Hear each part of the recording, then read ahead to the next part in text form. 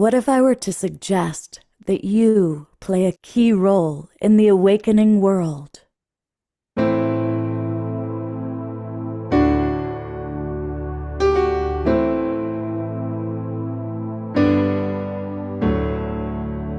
that you are watching this because you have heard the call.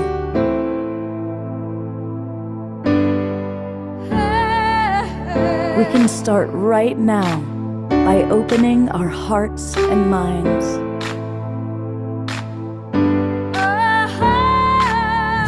Welcome to the awakening world.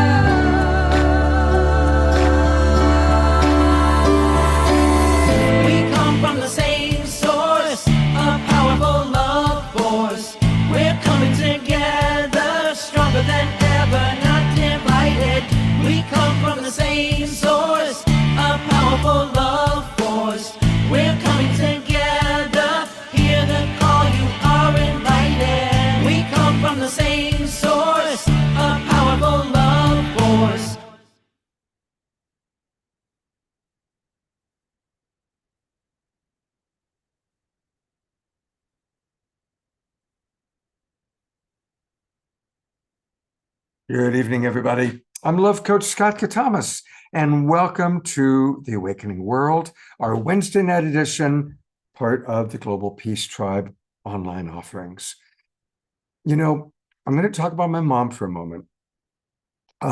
When she was still alive, I bought her a porpoise, a dolphin, and underneath it, it said, everyone needs a purpose in their life.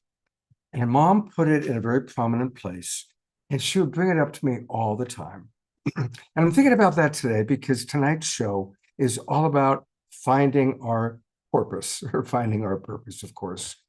And we've got some amazing presenters who are going to be with us, helping us. Now, some of us are blessed to really be kind of connected and know what our purpose in life is. And others might be in a transition period. And that can be challenging, especially at this time in our world where there's a lot to be done. And so we've got three extraordinary women who are going to talk to us about finding purpose in life. And one of them you know very, very well. She's one of our favorite people. It's Zenka Caro. And Zenka is back with us, and she's going to tell us all about her amazing new project, the Holo Movement Purpose Lab. So welcome back to the Awakening World, Zenka. Thank you, Scott. It's great to be here. Welcome, everyone. Glad to have you guys backstage and online. What's really cool is two of Zenka's friends, who you know, are also going to join us later in the show. Raquel Spring and Altair are going to be joining us because they are with you, doing a big project with you, and we're going to learn all about that as well. Yeah.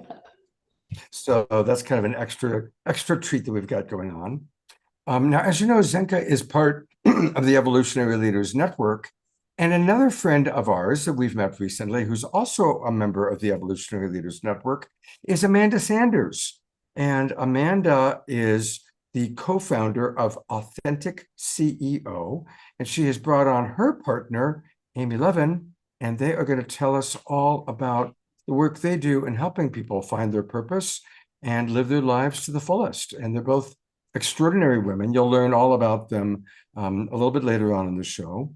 But we always like to start our show, as you know, with music. And of course, we have our wonderful house musical artist, the irrepressible Omashar, to get us off to a look at that colorful background. Wow.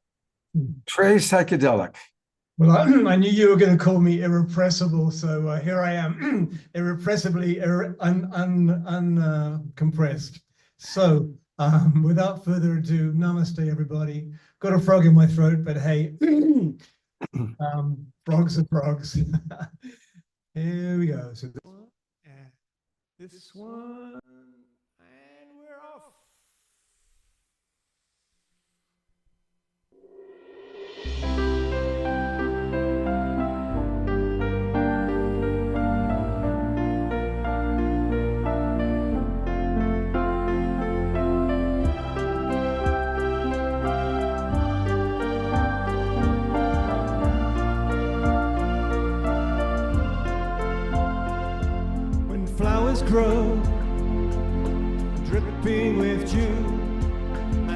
rivers flow in sapphire blue. I certainly know what a full God I knew. I'm a deer that's lost fear of the ocean.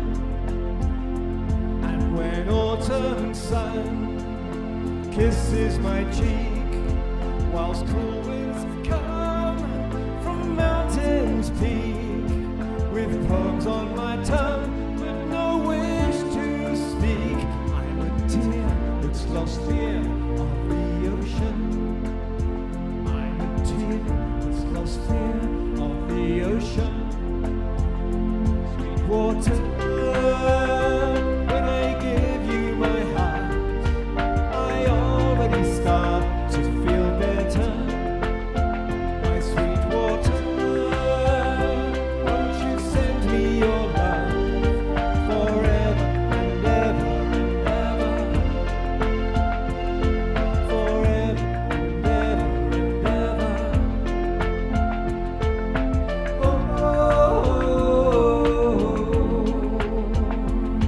When tender hands trace memories where powdered sands meet temperate seas, I don't understand, yet I love mysteries. Tears lost fear of the ocean. And when evening stars shine all around, my grieving heart's no longer down. And things that were lost, that's where true hope's found. I'm a deer that's lost fear of the ocean. I'm a deer that's lost fear of the ocean. Sweet water, when I give you my heart, I already start to feel better.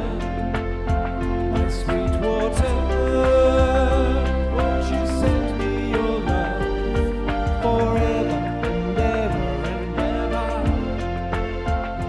Sweet water, when I give you my heart, I already start to feel better.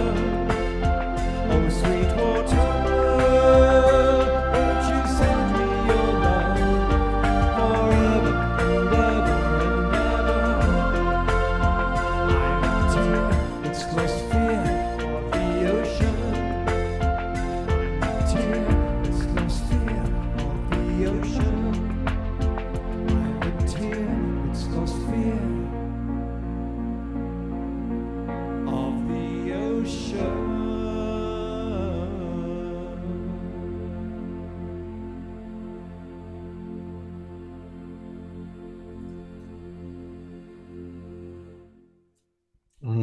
That's all Twinkle Beloved Omashar for that beautiful song. It is so sweet. Such a sweet song. Thank you, Omashar. It's a sentimental one. It really gets me. Thank you. And we will have two more Omashar songs later on in the show. So we're excited about that. So finding your purpose. And I want to bring back now our kind of two of our main presenters tonight. Amy and Amanda, they're quite the pair. They are the co-founders of Authentic.ceo. And I'm going to put a little bit of their bio and all about them into the chat box. But ladies, tell us about the service that you provide and some tips for finding and really living our purpose in a dynamic way. Amanda, you go ahead and start. Well, we seem to be called in the exact same way, which is how we teamed up to do Authentic CEO. We come from very different backgrounds, but we got the exact same calling, which was bring consciousness to corporations. And that's just a very different slant than a lot of people are looking at finding purpose or raising the frequency or advancing the evolution of where we're at. And Amy and I seem to be called in exactly the same way to do that. So we met in a mastermind and knew that we are supposed to do this together if we're getting exactly the same sort of message to do this. So we work with entrepreneurs who are working in startups. We work with executives who run multi-billion-dollar companies. We work with people who run venture firms, who invest. We work with anyone who's on that side of what they consider that they're doing is some sort of business that they're running, whether that be traditional business or non-traditional business, profit or nonprofit business. And the way that we look at it is your purpose is really about alignment, right? So many of us look for what is it that I'm here to do? And so many of my teachers have come to the realization that there may not be one thing that you're here to do. There may be many things that you're here to do. This in this moment, this in this moment, this in that moment. And I don't remember being taught any of that in school. I mean, first grade, second grade, third grade, not college. I mean, what class did we take that was, where's that purpose or where's that alignment? I mean, at best, if you were happy with math and science, they were like, go over into math and sciences. And if you liked more of like English and arts, they were like, yeah, kind of go over there. But that's all we really got. So Amy and I set out to create a program that would be what we considered modern day business school.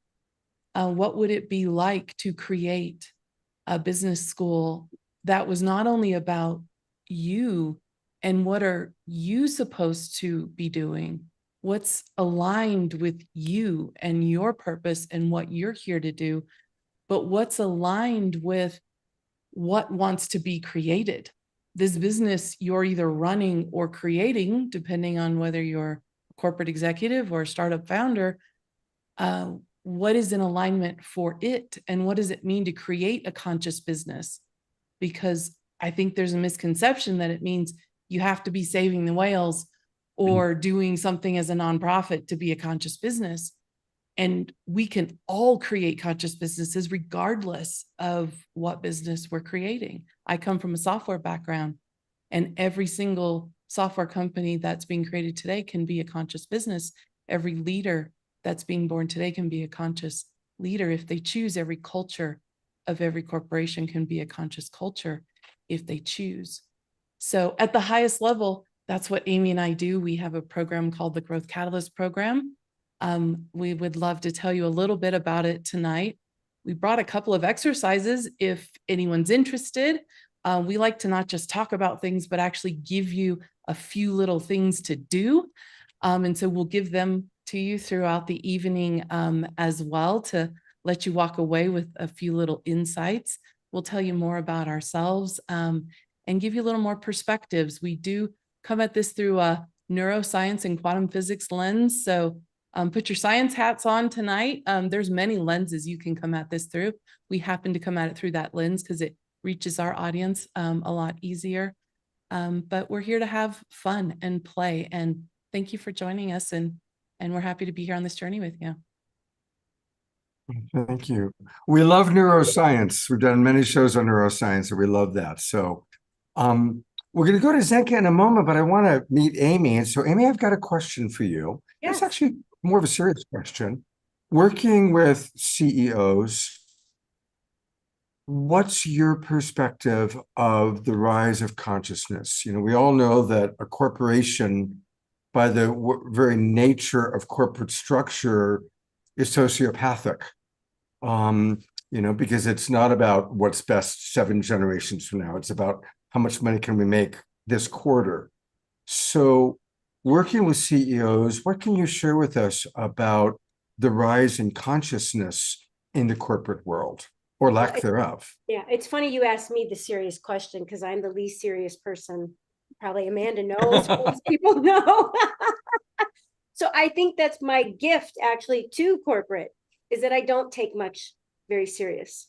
I come with a lot of play. And in that play, we know joy is invoked. So I think the one role Amanda and I do have, if we're going to assign a role, is to hold the space of joy and love when other people can't feel that. And when we work with CEOs, I have yet to have one that is not, we see a transformation of. They realize that their work isn't in the outside, it's always within. And the moment they can put away the five senses just for a little bit, because as a human, we are often dominated by those five senses.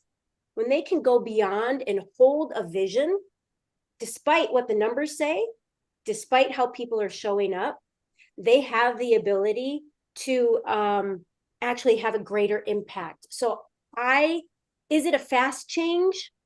I think that probably actually depends on me, on how I'm showing up that day. When I am just in my space of being joyful, they are joyful. Their jobs are joyful. Their teams are joyful. And so that's my work. But there are days where I show up and I've had 5 kids and I go, oh boy. And they show up, oh boy. So I can't say corporate is separate from me, even though I've never worked in corporate. I actually have a medical background. But it's not, it is, the world for me is always a reflection.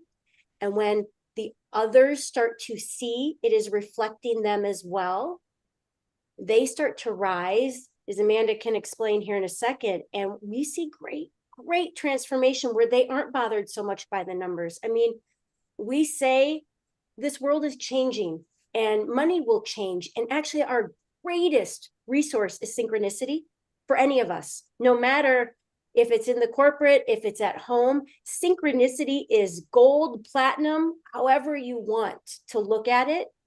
And it trumps everything. And when we can tap into how do we have synchronicity, not just now and again, but multiple times in our daily lives, but in business, things skyrocket. And synchronicity happens, but it affects everybody with win-wins. That's what we see. Mm.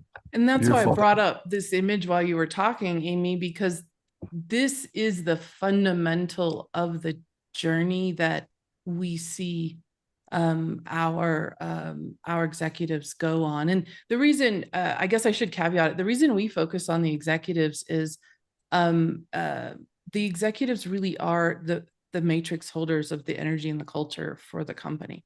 So if we get them to change, the whole company changes. We don't actually have to work with the rest of the company. If we get, the founders, if it's a small company to change, the rest of the company changes. We get the CEOs and the executives to change in a larger company, the whole rest of the company automatically changes. So that's why we target that level. We just go in at the fulcrum of where do we know that the point of change can happen.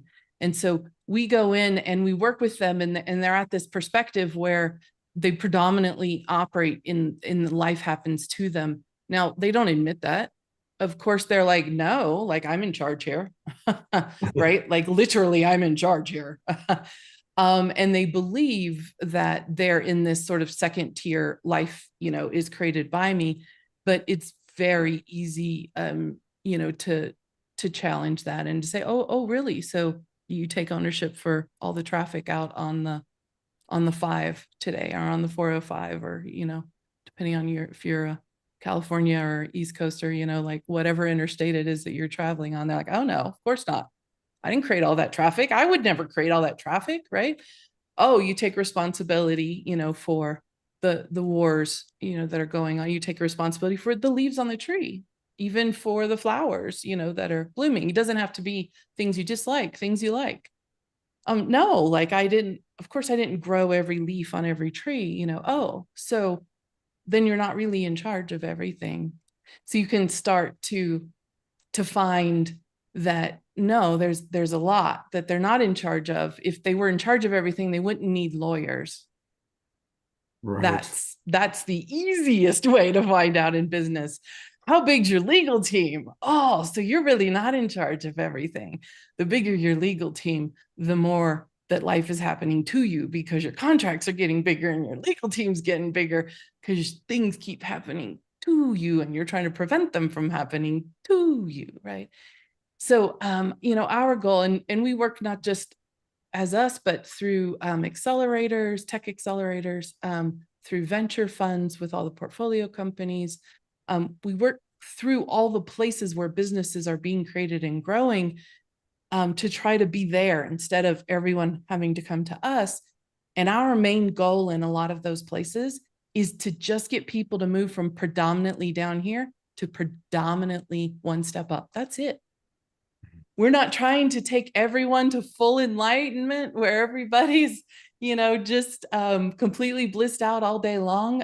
Quite honestly, if everyone went to unity consciousness, we actually wouldn't have very many entrepreneurs, because as you guys probably know, in full unity consciousness, nothing is broken, nothing needs to be fixed. And so therefore no companies would need to be invented, no products, no services, right? There would be no entrepreneurs, basically.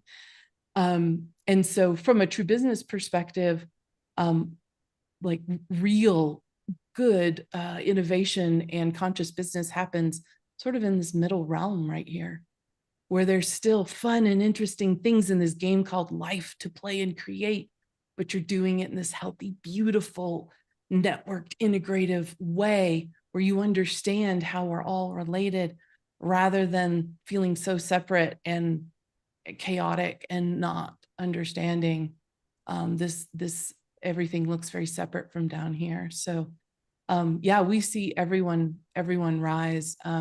We have probably about a third of the clients that we work with long-term actually spend about a third of their time in this third rung. And that is beautiful. When they start to see that they're just an instrument and life just happens through them and they're a CEO, you've never heard different words out of a CEO's mouth than one that's transitioned into life happening through them, because it's no longer about quarterly goals and making this happen. It's about showing up and being present, and whatever the direction of the organization is supposed to do at the moment. And it's about honoring and respecting all of the partners and the entire network and all that they've done and all that they are and all that they are there to do. So yeah, it's very interesting to watch. But like Amy said, it's surprising to me. I didn't think this would be true going into it, but we've been doing this work since 2018 now. And we haven't seen anyone, let's say, flunk out of the program. I thought it would be maybe a 80-20, 60-40, like some sort of statistic of where does it work, where does it not work. It just works. I think we just must be in a world where this is where everyone wants to go, or maybe this is just who's attracted to Amy and I don't know, but it just works, and it's just beautiful. Beautiful. I'm wondering where you might have gotten that wonderful list, because it's almost identical to what Michael Beckwith from Agape teaches.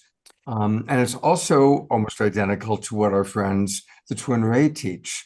So it's beautiful to see this kind of universal knowledge of the kind of the four primary levels of consciousness. And of course, we all bounce back and forth. We might have a moment where, a certain person, we feel more victimized with the lower end.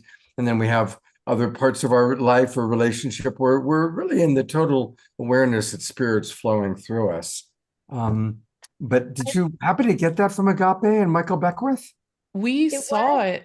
So go ahead, Amy. I think it was Michael Beckwith, but what Amanda doesn't know is probably a month ago, I was listening to a book, and I can't remember what the book was, if it was written in the 40s or the 50s, and it said the exact same thing. Mm-hmm. Wow. So we saw it in so many sources when we actually adopt. So we're curators. I guess we didn't say this in the beginning. We're actually curators of what we see as highly resonant things for business. So we source a lot of stuff. We couldn't find a source for this one.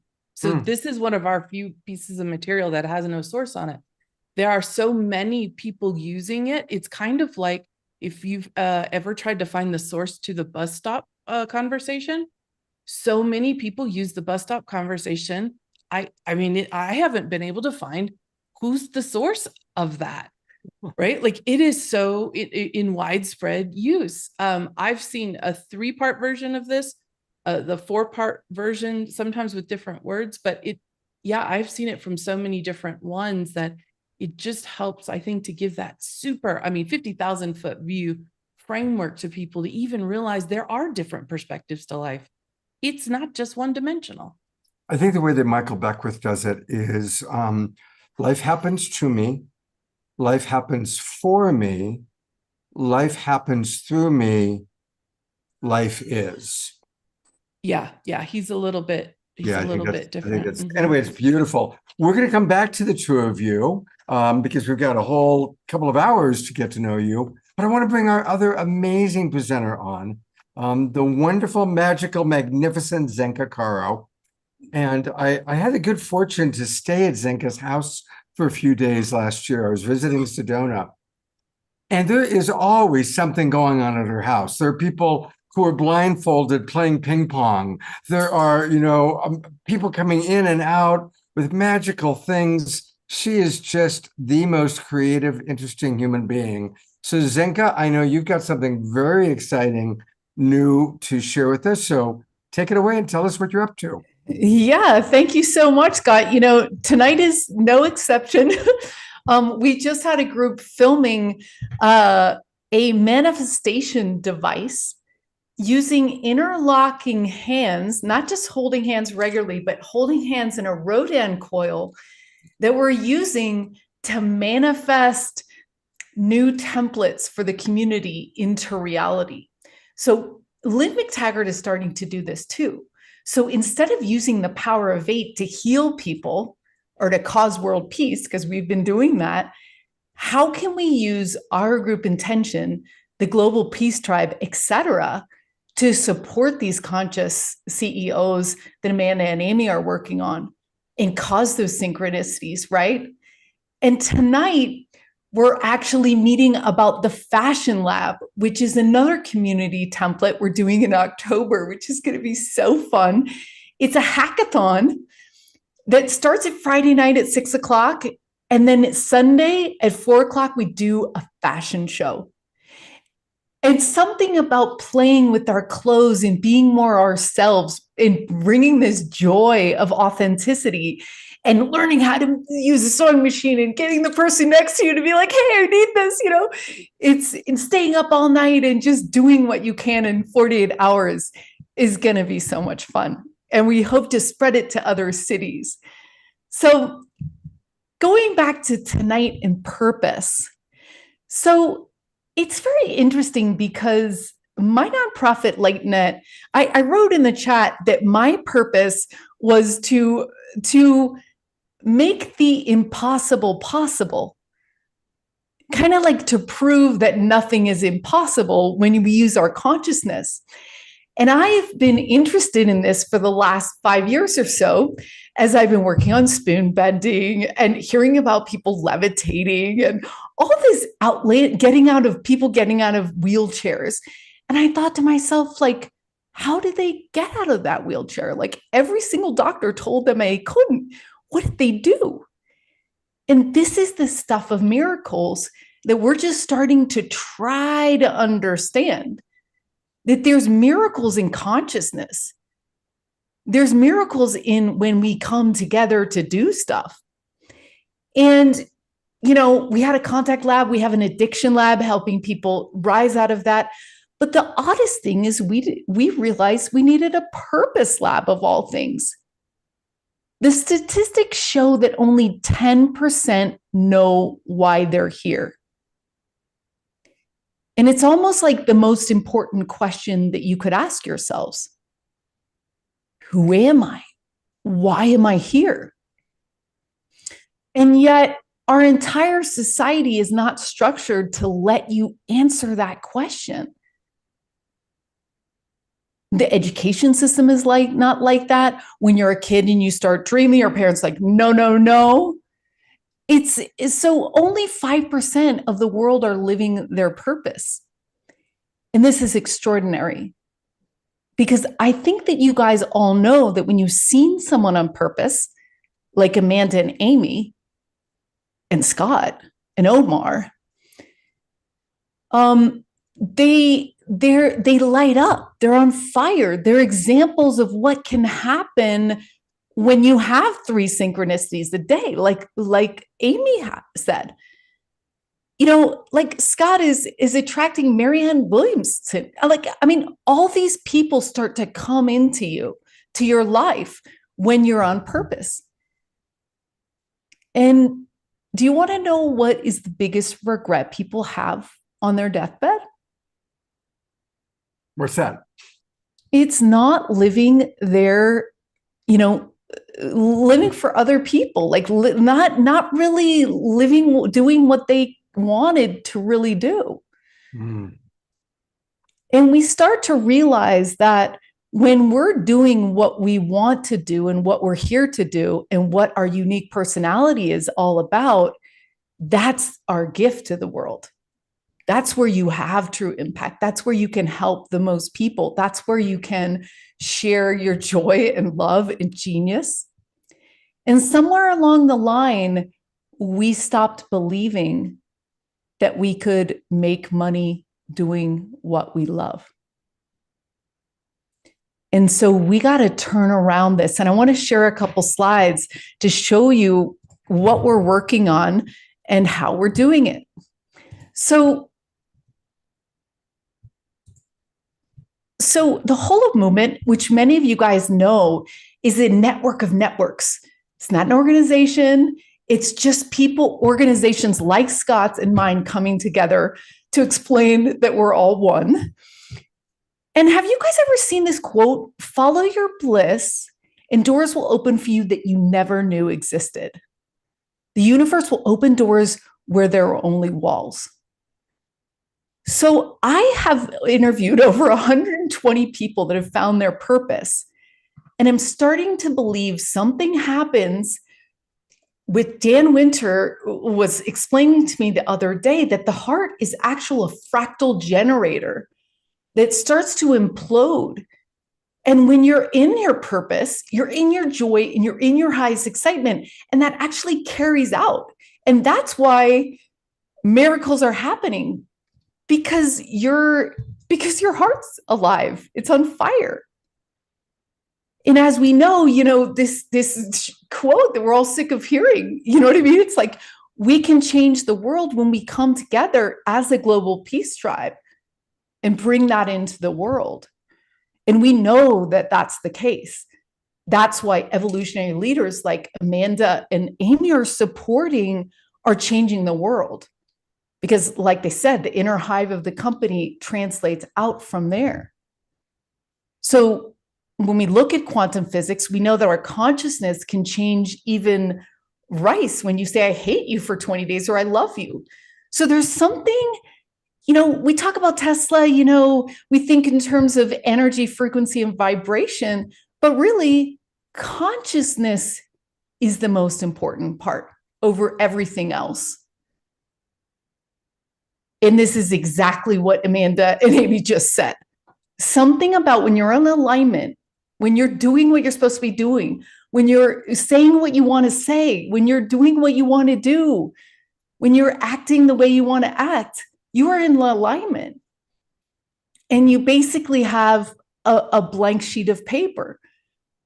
But we've got 90% of the world with a wrong hypothesis that it's not possible to live the life of our dreams.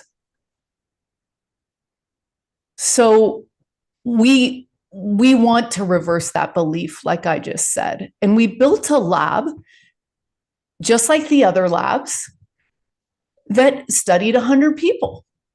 And we've got like a 10-year-old from Argentina that wants to build a periodic table of musical instruments. We've got this other girl that just interviewed 100 girls all over the world that are teenagers and asked them what they needed to make their dreams come true. And we built this Purpose Lab software. And we asked people who found their purpose, like, what was the method that worked for you? And we asked them to rank it. And then we build maps to show the fastest, funnest, cheapest way to find your purpose. And our data is already showing, interesting patterns. So on the left-hand side, people can see how I found my purpose or Scott found their purpose. And on the other side, we can see how we did it together. And some of the initial research is starting somewhere, moving out of your comfort zone, finding flow, being courageous, finding mentors, looking inside rather than outside. So these are the collective intelligence already starting to form patterns that you got to start somewhere, and you got to move out of your comfort zone. You know, it's this exploration. And we have all these sorts of things. You can search on books that were important to people, or you can add it to your library. You can say that you want to try it in the software and like it. And you can search by certain authors like Scott or me and look at what they liked.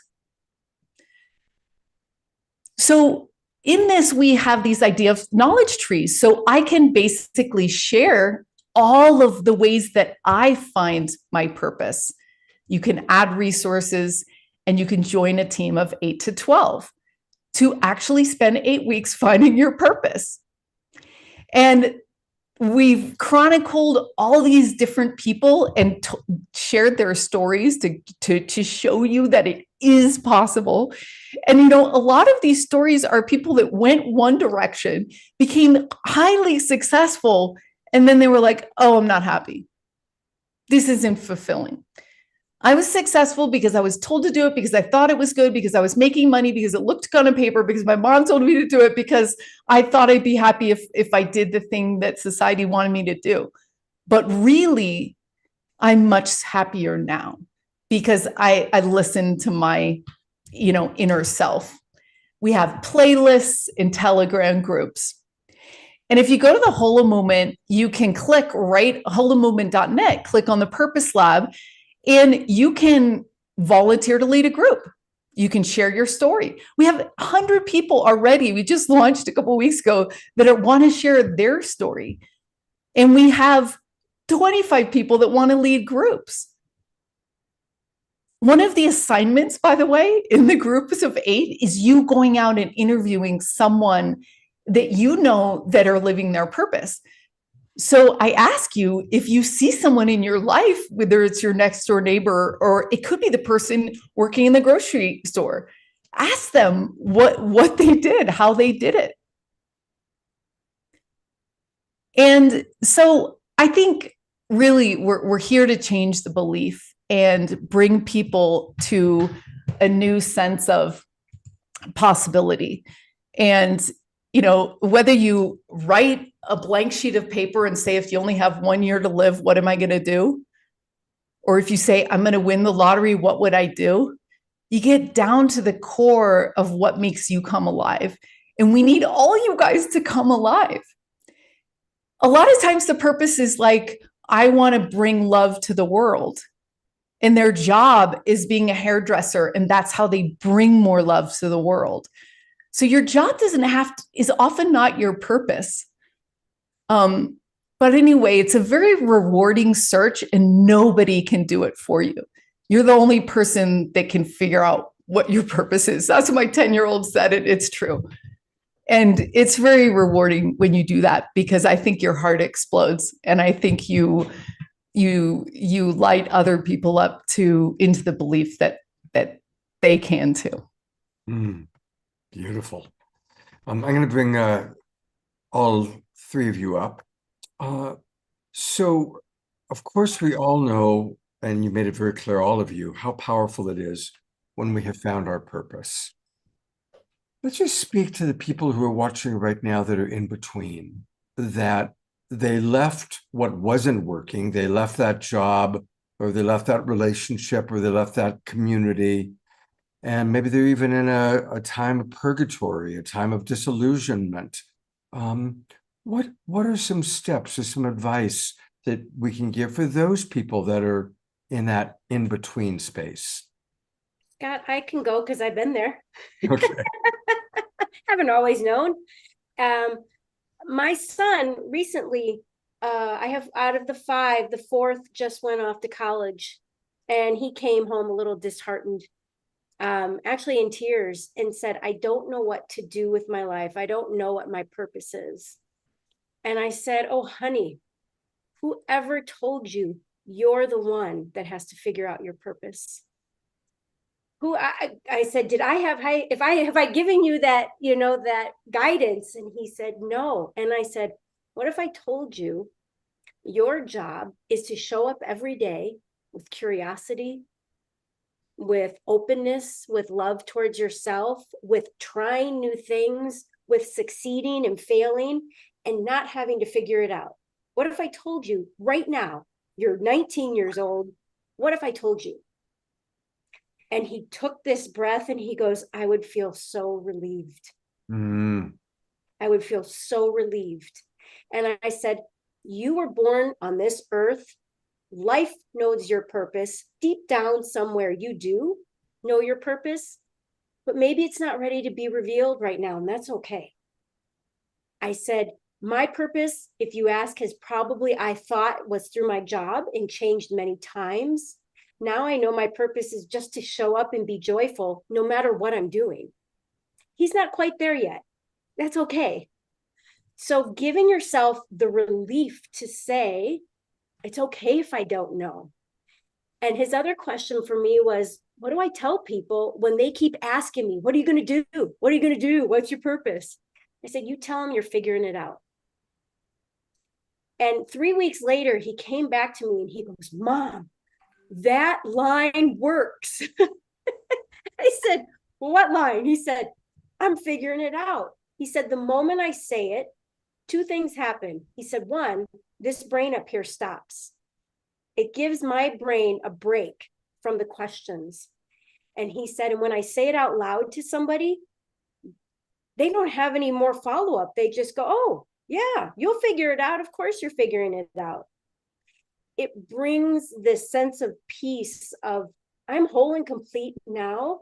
Life will support me. That's how valuable I am. That's how valuable we all are. And to trust, as Zenka said, trust that we are here to be joyful, be supported in our joy. It is so powerful. And so I really did. When I went through a divorce, I had no idea where I would go. I'd had many careers, you could say. And if you ask me today what my purpose is, I will tell you it's to be joyful. It's as simple as that. Right now, that work's coming with Amanda. Tomorrow, it could change. And I actually like change, so that works for me. But give yourself grace. Give yourself so much grace and love. And instead of that nagging voice that says, I got to figure it out, use something like Zenka's tool. Talk to people, but just get curious. What sounds interesting? What sounds fun? Your joy itself changes the world. Beautiful response. Zenka, Amanda, is there anything you'd like to add to that brilliant response? But you might have some other pieces as well. I do. But go ahead, Amanda. I want to echo something that Zenka said, because you said somewhere along the way, we started believing we can't make money doing something we love. And that's not just the only belief we took on. We have taken on so many beliefs that that's likely the only reason you're not hearing or noticing your purpose, because it's there. It's talking to you. It's being reflected to you. It's like a child pulling on your shirt every day. But if you have hundreds of other beliefs that you're wearing like a heavy coat, you can't feel the tug on the shirt. So a lot of the work that Amy and I do is no different than, thousands of other types of practitioners are trying to do these days on limiting beliefs. How do you identify them? How do you hear them in your own heads? How do you eliminate them or get past them? Because your natural state is a very open, high frequency, joyful, light-filled state. You don't have to learn to do that. That is natural. All of the beliefs that you took on are each like heavy rocks or anchors that are holding you down. And that's the only thing that's keeping you from seeing or hearing or feeling the little tug at your shirt for all the purpose clues, the blues clues that are coming in every day. If you have kids, the little purpose clues that are coming, because they are, I promise you, every single day they're being reflected to you all around you. They're just getting drowned out by all the other beliefs. So that would be my first thing. Find someone, anyone in any type of work that is doing work with beliefs, or just do it yourself with a book, a free YouTube, any way that works for you, or meditation. It doesn't have to be something super sophisticated or fancy. There's 1,000 different ways to eschew these beliefs. They are just energetic frequencies that we chose to hold on to in our hard drive. We thought they were beneficial at the time. I do not speak ill of any of these beliefs. We took them on positively at the time. We've just outgrown them. So that would be my first suggestion. My second one is actually we brought a little tool for you guys that I can share here. Let me bring it up. Share. View my screen. Oh, actually, the slide I have up is one of the reasons why I brought the tool. This is one of the beliefs that we've given Gen Z. Gen Z actually has been voted the most stressed out generation because we have given them this belief that if they are not busy all of the time and pushed to the max, then they cannot achieve this word successful, right? Isn't that an interesting measuring stick that has absolutely no tick marks on it ever and no goal line that you can ever pass? And so, you know, of course, we've got to get over that. We've done that for an entire generation. So here's a little piece. If you're just wondering, where am I? Because it's a little bit difficult for us to look at ourselves at this. So sometimes it's helpful to have a mirror, right? If you've ever tried to, you know, draw something on your own face or put makeup on, if you are a makeup wearing person, or brush your own hair without being able to see what it looks like, it's a little difficult. You can do it, but it's easier with a mirror. This is a third-party test. This is Amy and I did not develop this, but we really appreciate this person who did. We work with a Stanford psychologist who uses this assessment, and she's the one who referred us to it. And at first I thought, oh, self-compassion, because we asked her, how do you choose a co-founder for a founder? Because that to me is like crazier than choosing a partner in marriage, right? Because it's the ultimate, like, stressful, potentially with our beliefs these days, stressful relationship of creating a company, you know, go in all this work, and if you don't already know them. And that's what she does. And she says, oh, I just do 2 assessments, and the primary one that I care about really is self-compassion. And I was like, what? That's it? And at first I completely dismissed it. And then I realized all that is self-compassion. And it's actually all that we've been talking about, and everything that Zenka was talking about as well. Self-compassion is the ability for you to sit in your heart. Right? So how much do you sit in your own heart throughout the day? That is what self-compassion is. And so this test lives at self-compassion.org/self-compassion-test. That's a lot to type out. So I created a little short bit.ly link for you. It's bit.ly-self888, just because that was available. And seems like a lot less to type than all those dashes. If you'd like to go do it, I believe it's like a 25-question test. I've taken it numerous times and nobody's ever sent me weird marketing emails or anything. They do have you put your email in so they can email you the results. We've had all of our clients do it, and nobody's ever gotten their information sold or anything. But this is not Amy and I's site. I will just tell you that.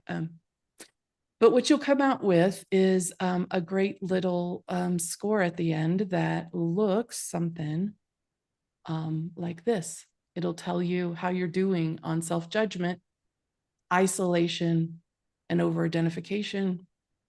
And you would like to be low on those if you got to choose, right? Because we are more compassionate when we have less self-judgment, less isolation, and less identification with the self. And it'll tell you about your amount of self-kindness, common humanity, and mindfulness. And we have more self-compassion when we have higher amounts of those things, right? So the numbers, you can't just take every number and do the, high number's better, right? They are flipping scales. You have to realize what you are looking at. The system itself knows which ones to flip when it combines them into an overall score, which it will give you as well. And if you score between 1 and 2.5, you're considered low on the self-compassion.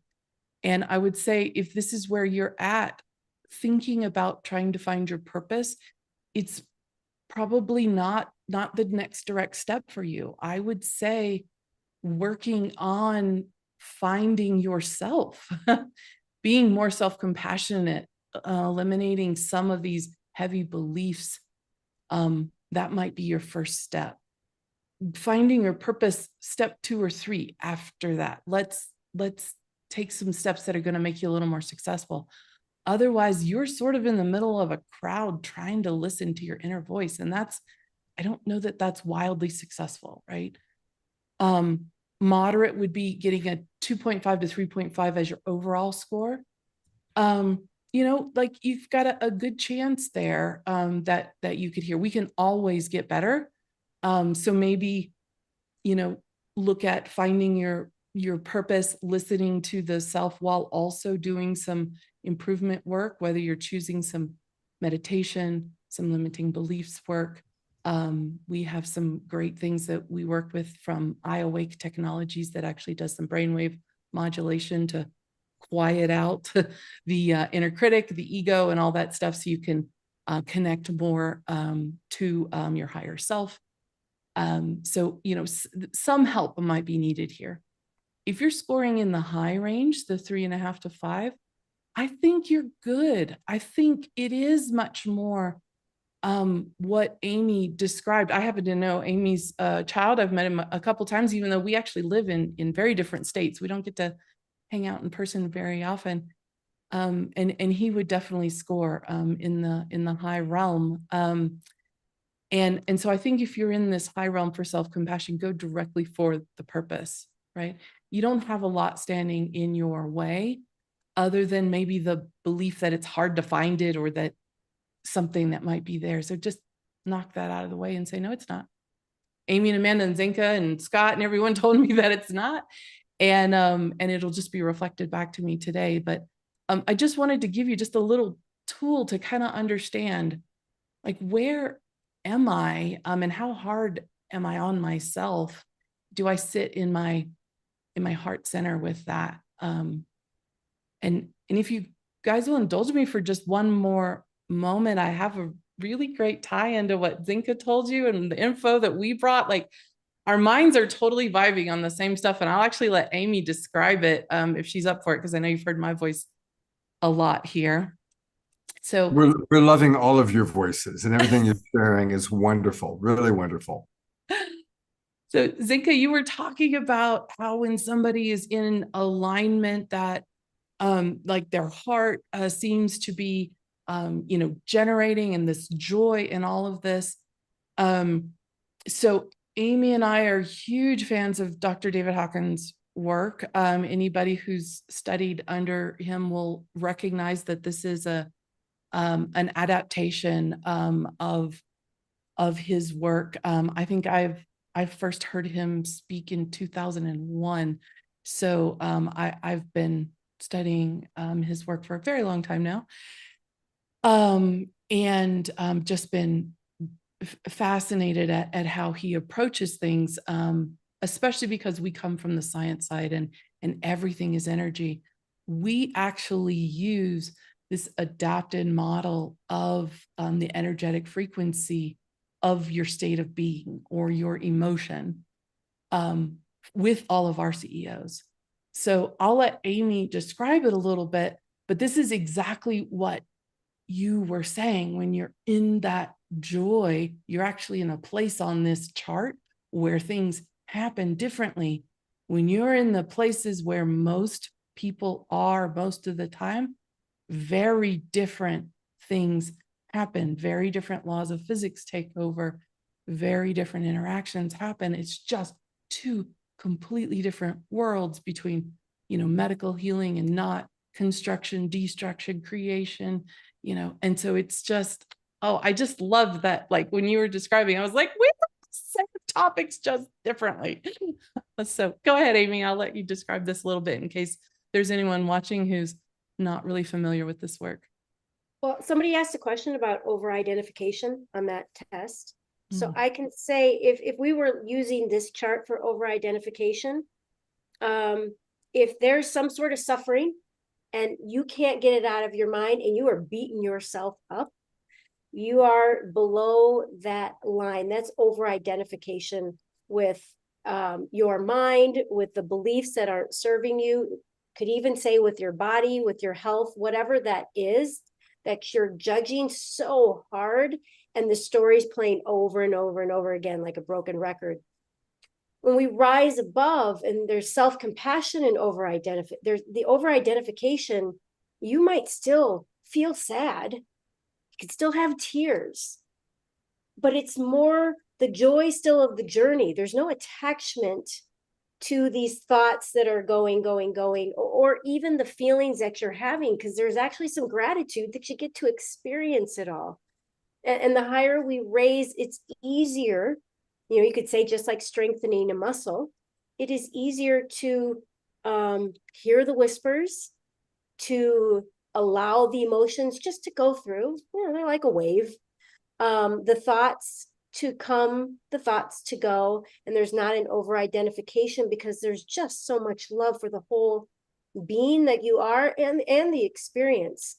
But this zone of co-creating, these lower levels, I'm saying lower, but there's no judgment in these, right? We've played in all of them. But as we don't want to be so low all the time that we are constantly looking at ourselves of what to fix, because we will get more to fix. The world of what we need to fix, because we will get more to fix. Everything is just being reflected. And at times as a society, sometimes we go down into fear or anger. And that's okay because it gets things moving. But that's not where we want to stay when we are then making really effective decisions. You take the bounce and you come back up. Because we know when we are above that line, the inspiration, the ideas, the people that we meet are very different in that frequency than when we are in the frequency of fear, in the frequency of confusion, in the frequency of guilt or shame. There's just not much there's not very much momentum in especially those lower ones. So it takes a lot more effort to get things done, physical effort to get things done. And so it's not ever this is a journey. So, and everyone is right where they are. And it's more of becoming the observer of it and then the experiencer of it, so that we can, right? When you're trying to find your purpose down in fear, it's a little more difficult.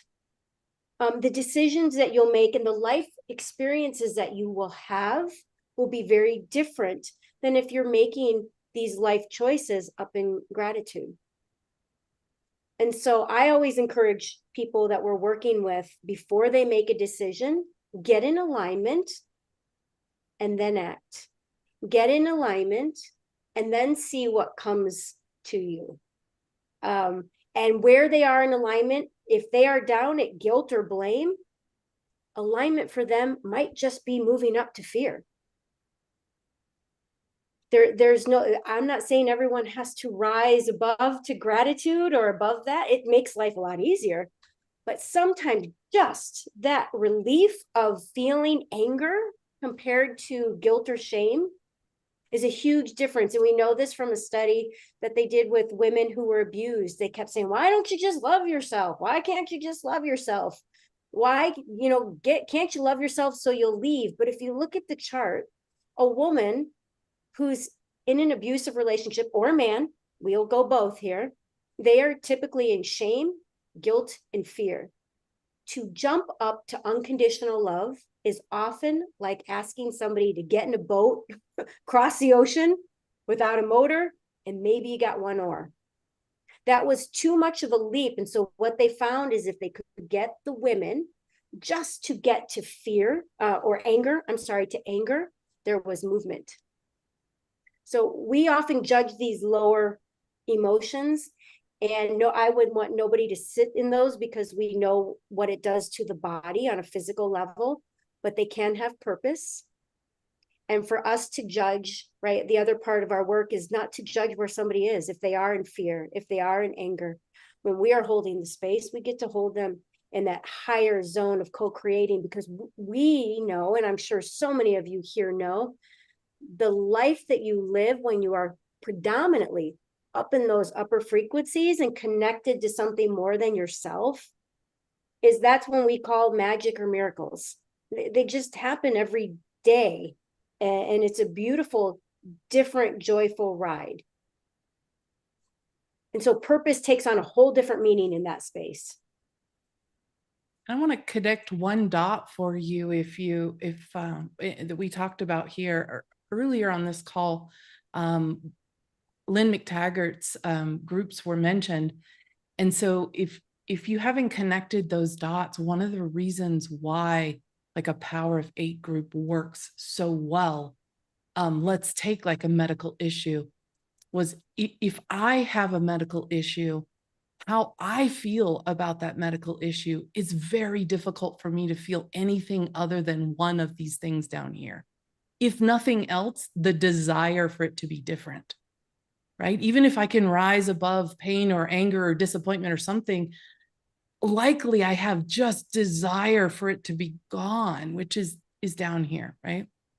So it's very hard to create from a contractive energy. It just takes enormous amounts of effort to overcome it. But if I ask Amy or Zenka or Scott or anybody else, right? If I said, will you wish it for me, right?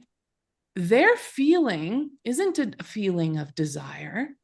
Feel it when you wish something for someone else. You just feel the joy of it already being done, right? That's up here. That is why the Power of 8 groups work, because it is difficult, not impossible, but difficult for people often to rise themselves on a topic from down here to up here. But it is much easier for a group of others to bathe you in it, because their natural state is like, of course, I don't have any limiting beliefs around why you can't have that thing that you're wanting, that healing, that gift, that miracle, that thing. Of course, I will wave my magic wand. It's fun. It's joyful. Bada boom, bada bang, done.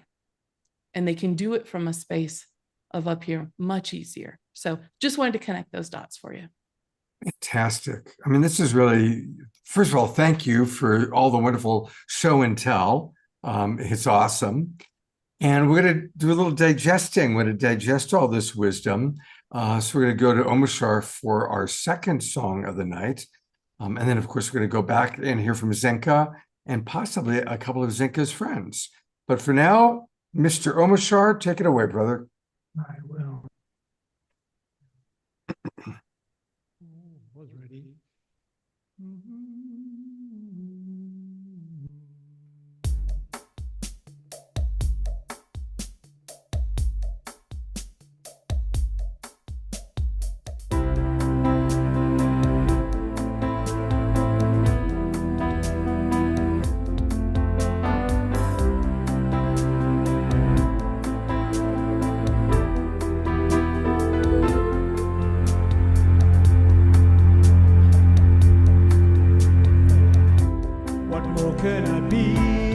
what I am. Though it's taken some time to clear these clouds from my eyes, open your heart and dance along. I'm thinking time to stop that same old song. I've come alive, so hear me now. I am in love with the world around me, and I will hold her in my arms and lift her with my dreaming. La-da-da-da. I lift her with my dreaming.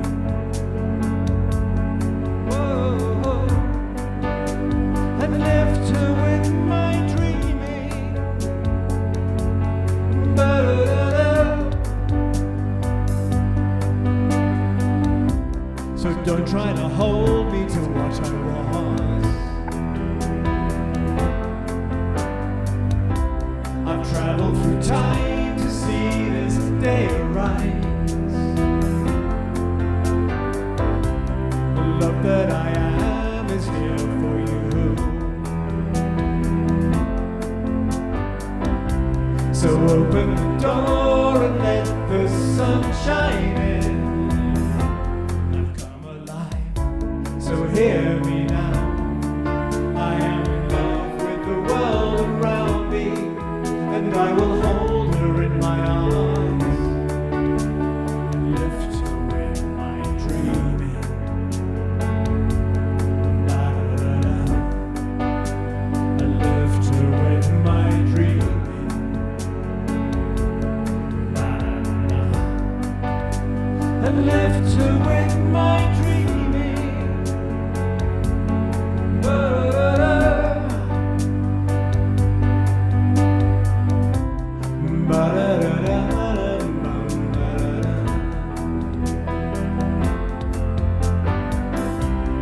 Da-da-da-da-da-da-da.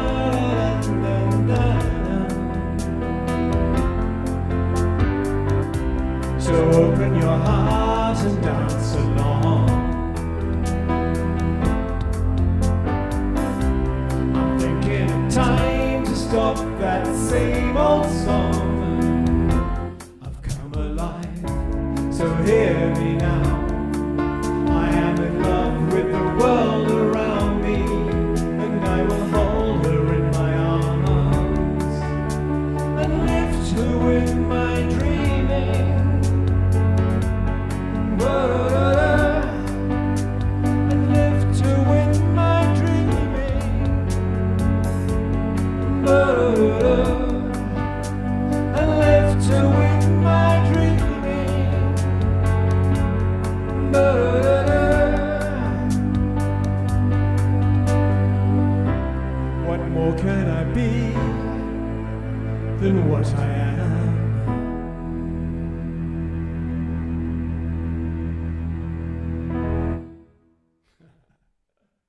Well, that certainly is the perfect song for tonight's show, isn't it? Wow. It's kind of interesting when I go to intro at these things. I got a bit of a froggy throat tonight, so I'm not singing it as gloriously as I normally do.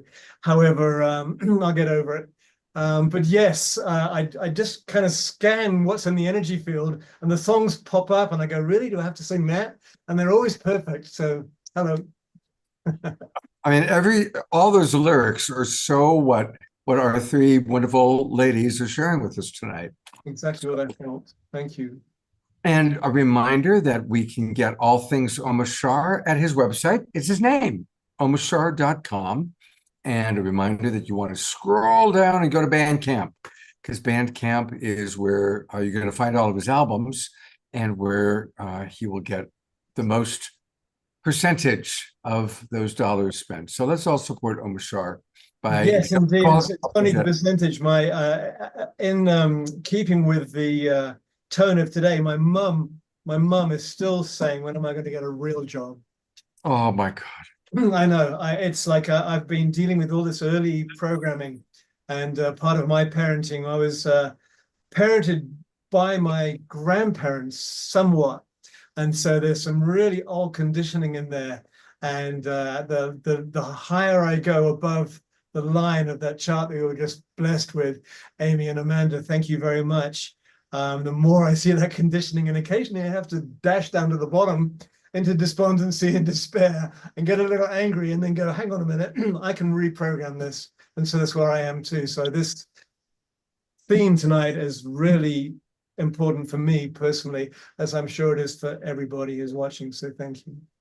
Well, you can share with your mom a couple of comments that just came in. Ayada wrote, Omashar, absolutely perfect song for tonight. Hold the world in my arms and lift her with my dreaming. There we are, right there. And I just saw the comment, Mick Jagger's mum kept nagging him to get a real job. So thank you. You're in good company there. Indeed. In fact, I did actually appear on a stage with Mick Jagger in New Zealand when I used to be in pop rock bands, and he was touring as Mick Jagger, not the Stones, and we were the mystery band as his backup, and so a little claim to fame there. Yeah. Well, that's an interesting claim. We'll have to hear more about that story sometime. And that's it. That was the whole sheriff. So there we are.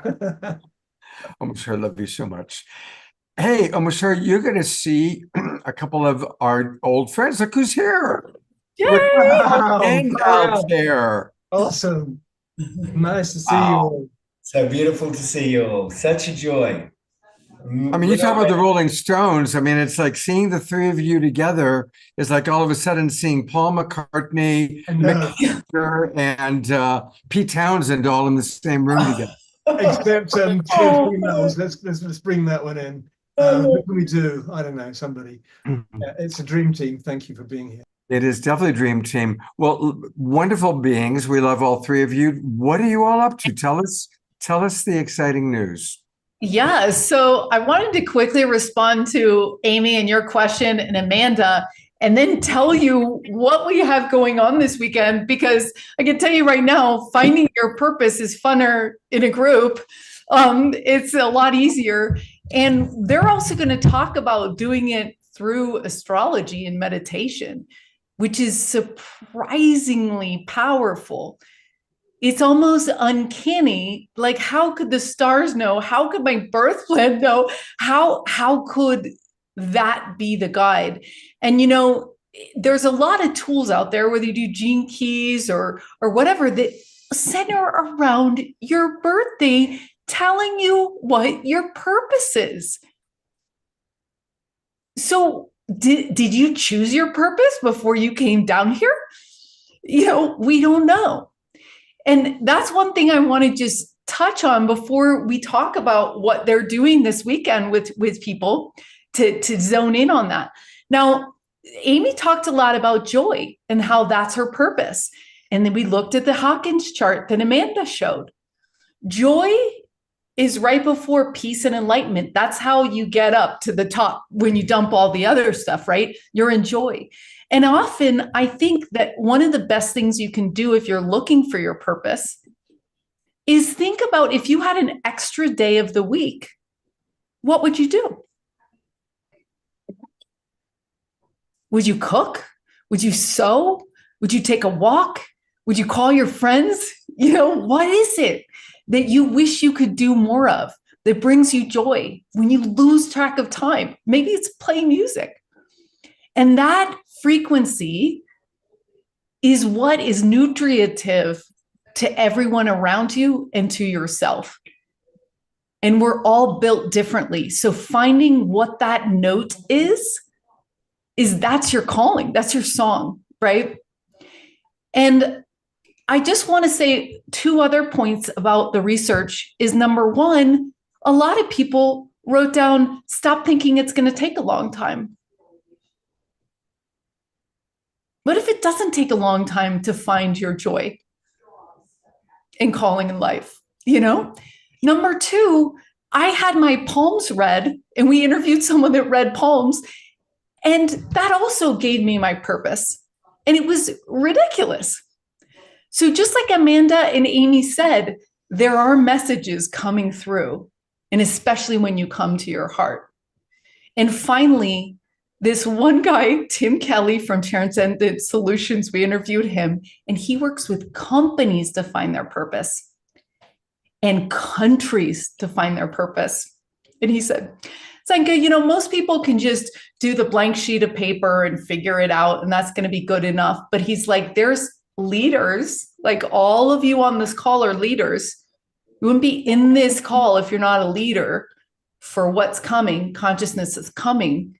He said, those people need to actually go a little bit deeper. And he says, what it is that you need to meditate and connect with God, Buddha, a tree, whoever you think is where you go to, and you need to ask them what your purpose is. And he said the best way to do it is automatic writing. And he says there's 40 questions you can determine whether or not the answers are correct. And I just tried this the other day, and it's absolutely fascinating. So the answer is within you. It's within your higher guidance, and it's also within the stars.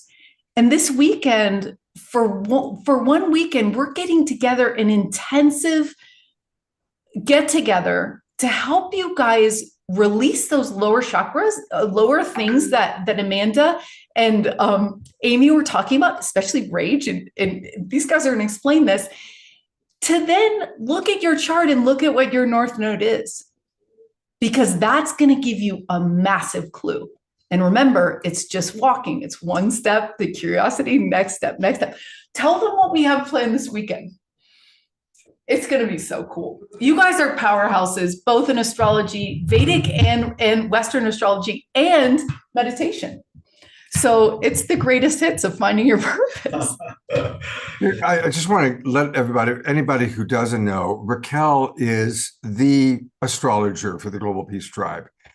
She's who we go to on New Year's Eve. She's who we go to with all the big astrology stuff. She's a fourth generation international astrologer. Our audience loves her. And she brings so much love and wisdom and fun to astrology. And Altair, well, this guy is like the cosmic go-between between different dimensions of reality and us mere mortals trying to figure out one reality. He is truly a multidimensional being, helping us to really experience our multidimensional selves. So it's wonderful to have both of you joining us very spontaneously tonight. So take it away.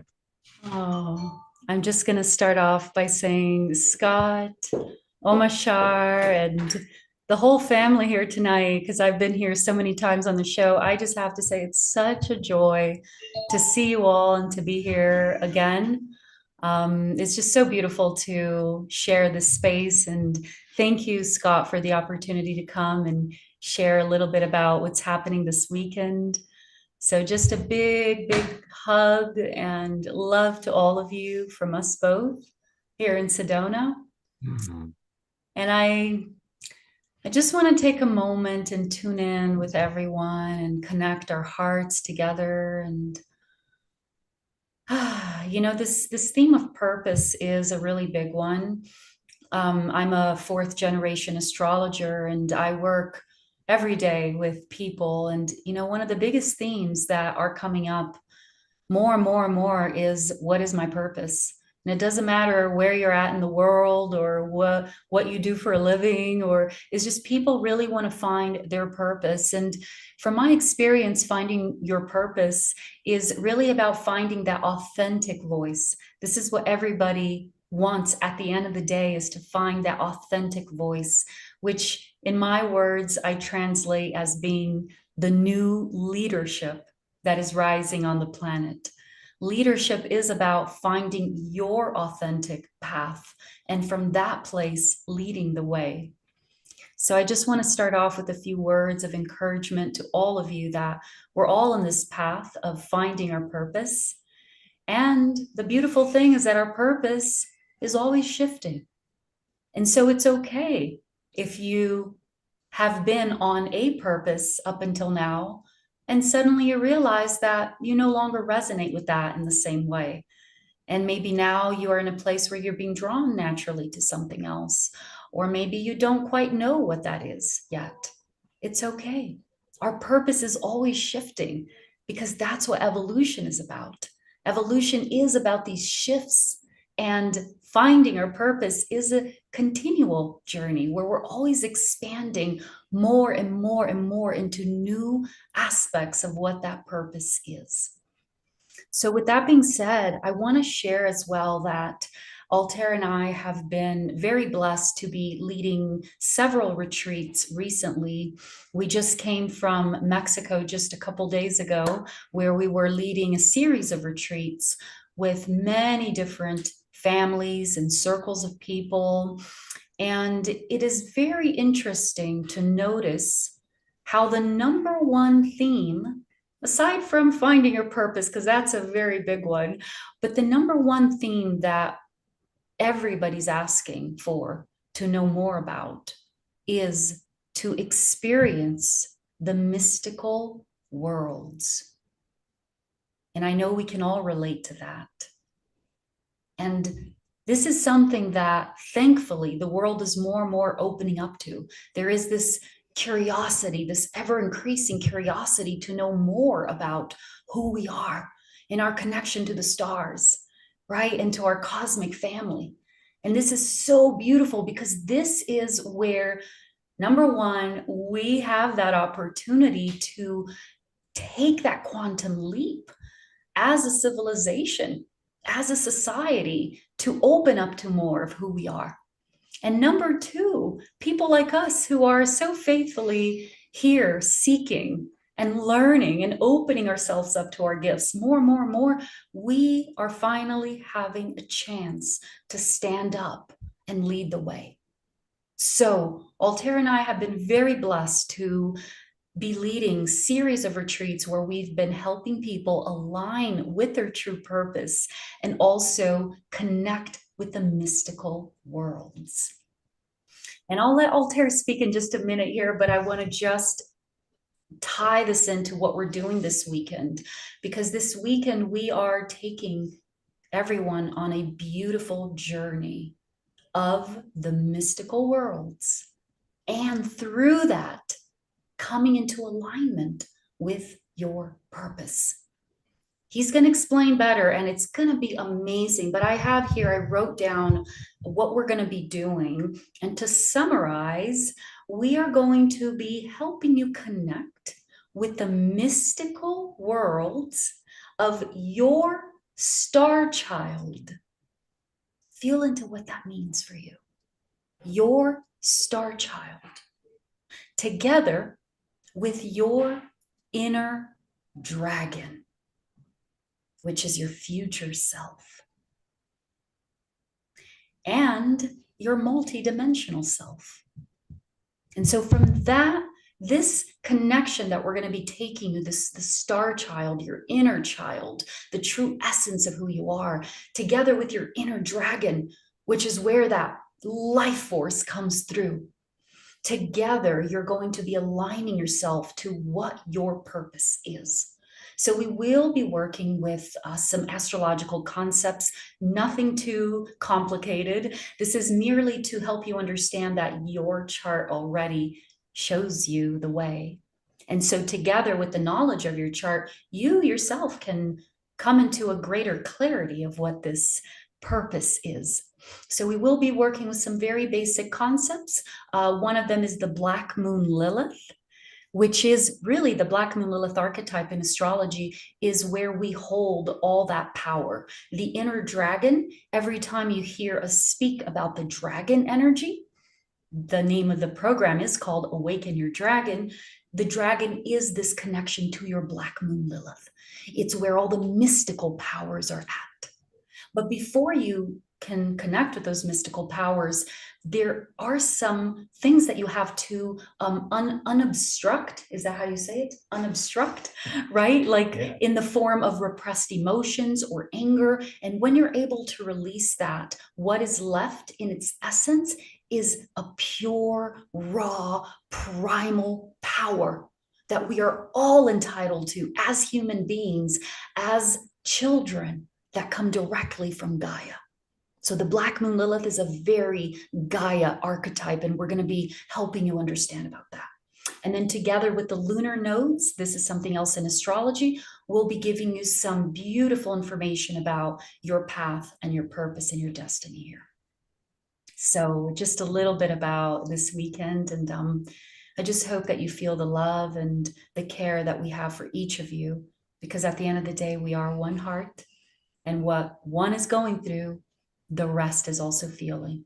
So we are all in the search together to align with the mystical realms and bring that back down into our purpose in the future moving forward. So thank you. I'll let Voltaire speak a little bit. Beautifully said. And well, before you pass to me, I thought in terms of the star child, maybe you'd like to share your own child's star journey with your parents and that.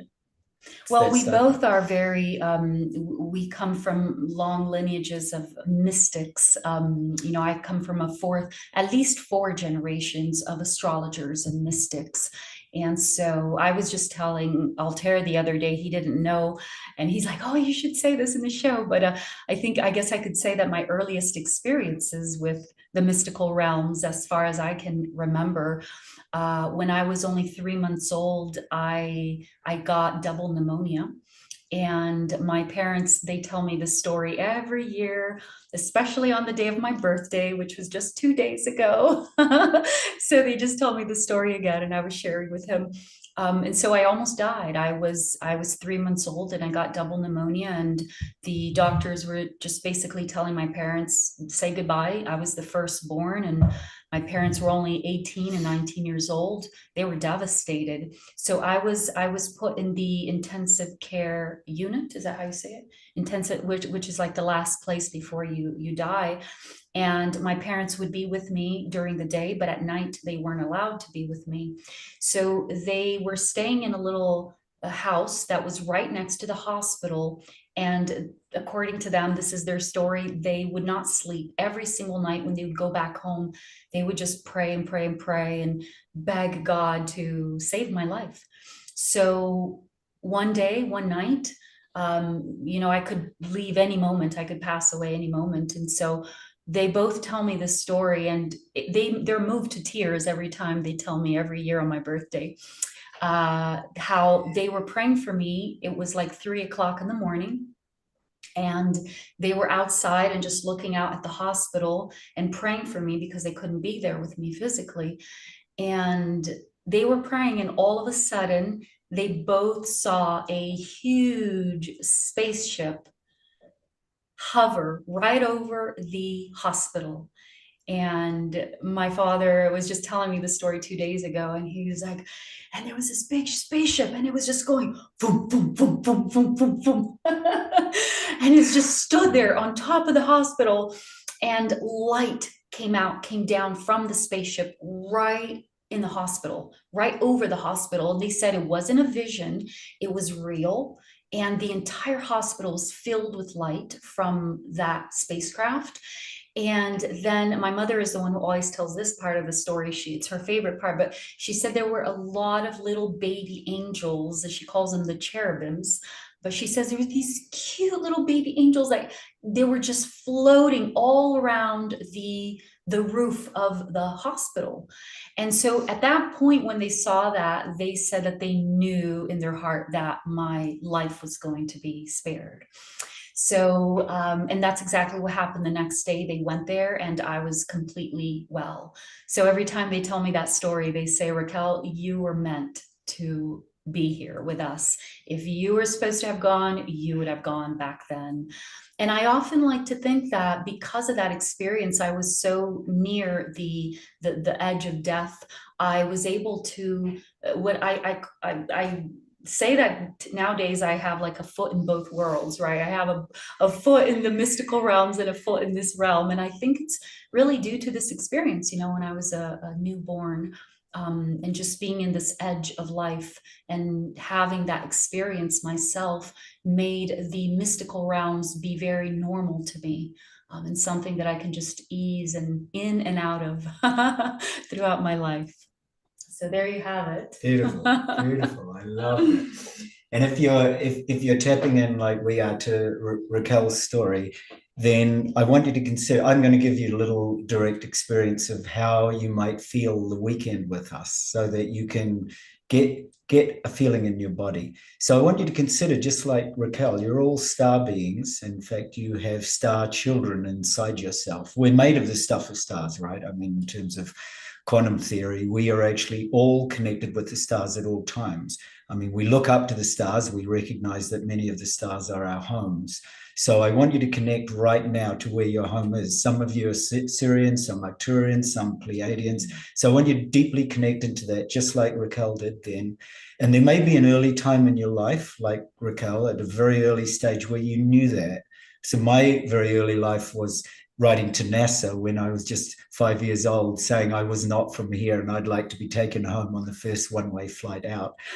They did write back and say that they had no one-way flights planned, but that I was welcome to join as an astronaut when I was 18.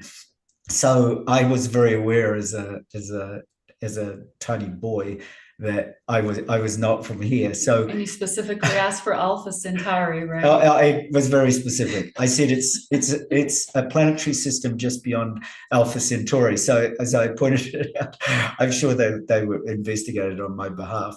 So if you're feeling that and you're feeling in tune with a particular planetary system, just sense into that now. And notice when I'm speaking to you, and you might want to write this down in the chat. And once again, I'm really, really deeply grateful to Scott and Nomisha and all of you, because there's this collective loving family, this global peace tribe that we all are, that we are a galactic peace tribe, that we're all tuning in right now to all these affiliations and families and connections that we have as star children, and that we were literally born on this planet to bring through that consciousness. So as you're connecting to that consciousness now, and many of you are actually aware of multidimensional aspects of yourself, where you're tuning in not just to one star system, but perhaps like me, you are tuning into the Pleiadian, Sirian, Arcturus systems all at once. So feel those parts of yourself actually speaking or looking or guiding you from those planetary systems or star systems now. And just notice where that arises in your body. For me, it's a very heart-based feeling. So just notice what you're feeling as you start to breathe, and begin to breathe in that star consciousness. So this is the first part of what we're doing in the weekend, is actually to connect you through your star charts to the star child within. So we're using the energies of Black Moon Lilith, but particularly the energies of Black Moon Lilith in her relationship with the galaxy, because Raquel does exquisite astrology and I do galactic and Vedic astrology, and so together we form this divine partnership with the stars, which I think is very, very beautiful. So as you're feeling into that now, and as you're noticing your connection with the stars, and as you're noticing that star child in yourself, you can do it with open eyes or closed eyes. Oh, I got a bright burst of starlight. It was probably Scott reaching out to me and telling me, saying, hey, yep, I'm there already. Scott actually usually does this before I start this, so he's already way ahead. His future self has already told me and him what I'm going to say. So I love doing that. Amishah's already composed a new piece of music based on what I was about to say, that his future self has already tapped into. So if your future self is already connecting and you're starting to feel this in your body, and you're feeling an excitement and kind of a thrill of the experience of being here in the star connection in this galactic tribe, then notice where it is in your body. You can close your eyes and notice what kind of energy is there for you. And it might be very elemental. Some of you will feel more earth-based energies. So we look at this through our star charts, right? What are you, more earth? Are you more air? So notice whether it's more an airy feeling. Earth might to you feel very heavy, elementally. Air might feel to you more tingly, elementally. Fire might feel more warm to you elementally. Mm-hmm. Water might feel more like a current, like a surge or streams. Some of you will tune into space, so you may feel very out there already. So as you're tuning into this and you're starting to dive very, very deep into your connection through the elements in your body to the star child in you, notice what form the star child has. Some of you will actually see a starburst. Some of you will see light. Some of you will feel. You'll feel the essence of that star within you. Some of you might even see a little child. Maybe you might go like Raquel to when you were just 3 months old or a year old or 2 or 3 years old, when you first had your experience of knowing that you were different and knowing that there was something unique about what you were here to do, your purpose, which is the whole theme of this beautiful show that we're sharing in. So you're feeling into that very earliest sense of purpose, noticing where it's arising in your body, and you're bringing a sense of connection to that purpose. So you, in a way, your adult self, your higher self, is reaching out to that star child in you, and you're holding her hand or his hand, and you're saying, what do you need? What do you need?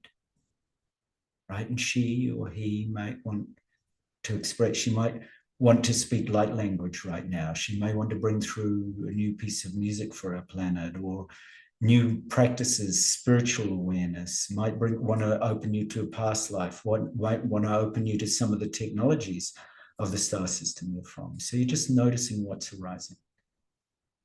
Just noticing, just being open, just simply being aware, allowing more spaciousness for that star child to reveal herself or himself. And as that starts to reveal, you'll start to feel maybe a surge of energy as you open space and reach out again with your hand, really hold the hand of that star child tight, because sometimes she's been buried inside, especially in this material world, this physical world.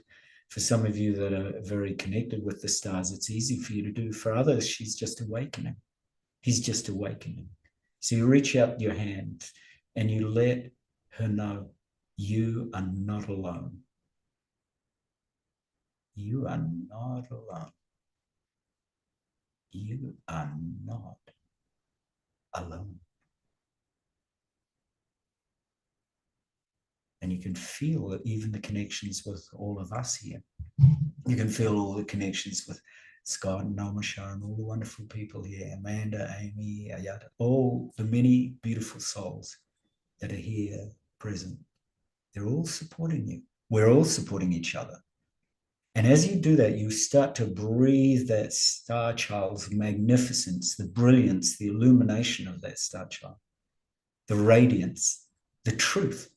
And you start to breathe it up from whichever part of your body it's most settling in. It might be your gut, your belly, your womb, or your heart, or your throat, your third eye area, or your crown. You're breathing it up, and you're drawing it up and into that pineal gland in your brain, and you're letting her settle there. And you start to open to that inner dragon. You start to open to the inner dragon fire. And the dragon might take a shape. She might take a form or a color. She also could be a feeling, just a feeling, a sensation, just this inner awakening of the Kundalini or the Shakti that is Black Moon Lilith. And so you breathe her up again, you nurture her, you nurture that fire of the dragon within you. And you nurture it and you start to open. As you're breathing that up into the pineal gland, you start to open. You see, as you're breathing it up, and you can actually make this a little more forceful, you can really suck it up like you're sucking up energy through a drinking straw. You can draw it up through your mouth like an awe, like a sense of awe, and you draw that energy up because actually physically you're starting to draw the cerebrospinal fluid up in the spine, all the way up into the brain. It's impacting the pineal glands as you're doing that. So we're all doing this as one peace tribe. We're Scott's family. We're actually literally all his children right this moment, because we're drawing this up as one, impacting the pineal glands as one, feeling the collective presence of everybody here, and just opening to any messages of awareness that our future self want to bring us. I feel so moved because I can feel your energy and feel all our future selves opening to this incredible potential for our world to find peace and love, to find gentleness and openness and joy. And you might get visions or glimpses of what your future self holds. I can see different planets, different star systems that we are going to explore and find as humanity in just the next few years, exoplanets, planets that have life, that are already being revealed, black holes, supergalactic centers, areas of the universe that as we explore deeper, many of us already know. Many of us already are connected to those star systems. So we already know what that future self is about to reveal. And it might reveal to you more about your purpose. That could be as simple as a health insight that you get, a financial insight that you have, a new relationship. You might see a soul partner appearing to you. You might suddenly connect with a new sense of purpose in your job or your business or your finance. So you're just opening to all of that. You're very present to the fact that we're all supporting each other in this exquisite, connected energy of this family, this peace tribe, this galactic family. Oh, I can feel it vibrating in my entire body and in Raquel's because she's so close. Her aura is affecting me. Her violet aura and her blue violet energy is really expanding, just as many of yours are. And so you can gently open your eyes and remain in that future self. And for many of you, this will be multiple future selves. You'll be aware that at any moment, you can choose from multiple dimensional realities.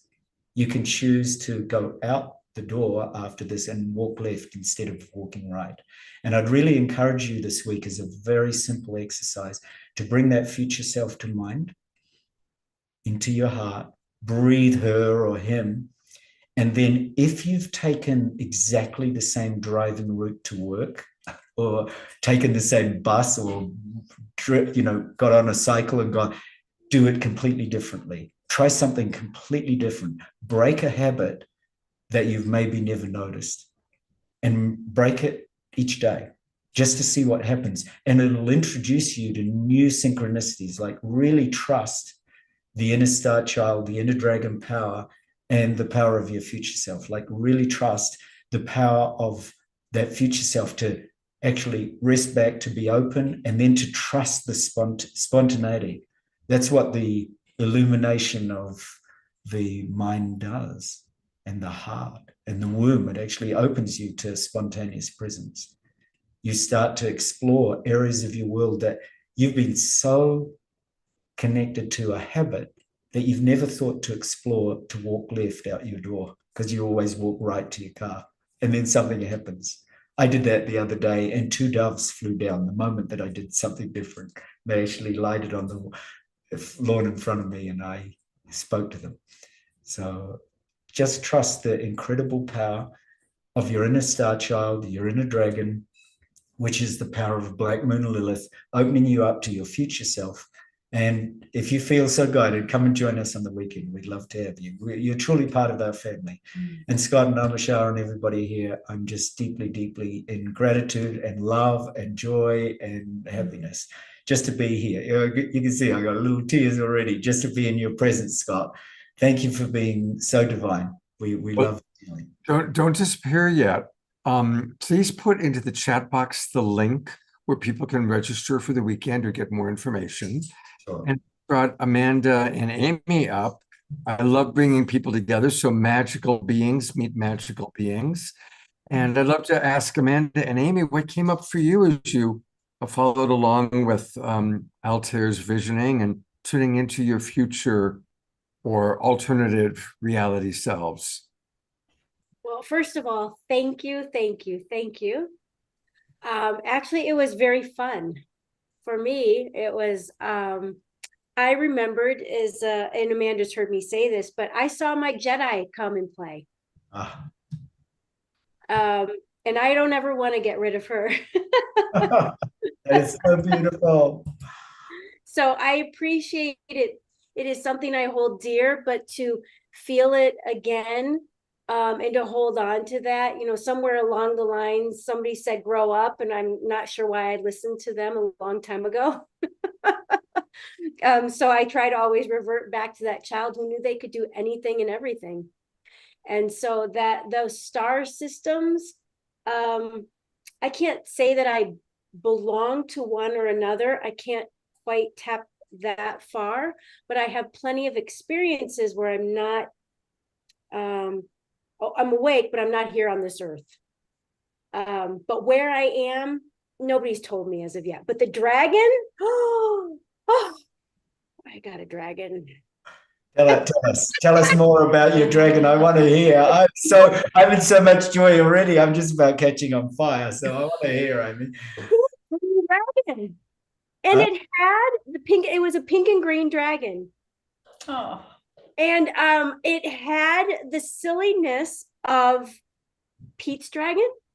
Oh yes, I know Pete's dragon. Oh It yes. had the silliness of Pete's dragon, but also the love and compassion that that dragon. But I don't know if that was just a memory from the childhood, but that's what I experienced. So I said, I think I said, oh, you're Patricia.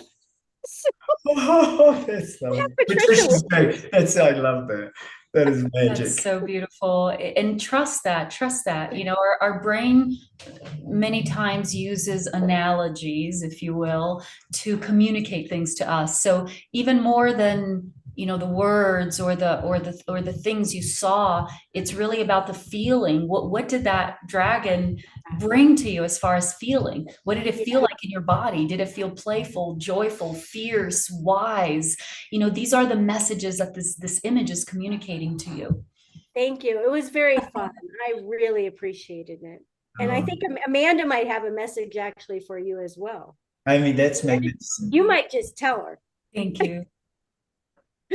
Well, it's interesting because usually I'm the one who gets all the very detailed divisions and the information and the, you know, like I could write a whole novel on whatever it is. And Amy is the one that gets more the feelings without the visuals and the details. And apparently, Amy, we swapped places today because you have the visuals and the everything. And I just had like when it feels like you're communicating in energy and it's very difficult to put words to it, like words don't match to it. And so I don't actually know how to verbalize anything. It makes it me a very uninteresting person to interview on it because there's no real words. Beautiful. That is how I connect as well, by the way. He sees everything and he always asks me, how was your experience? I can't put it into words. It wasn't visual. It wasn't linear. It's like, it's there. So that's her and I are usually swapped. Yeah. That's usually me. That's her. So I love that. I love that. So you both get a little taste of each other's world. That is so cool.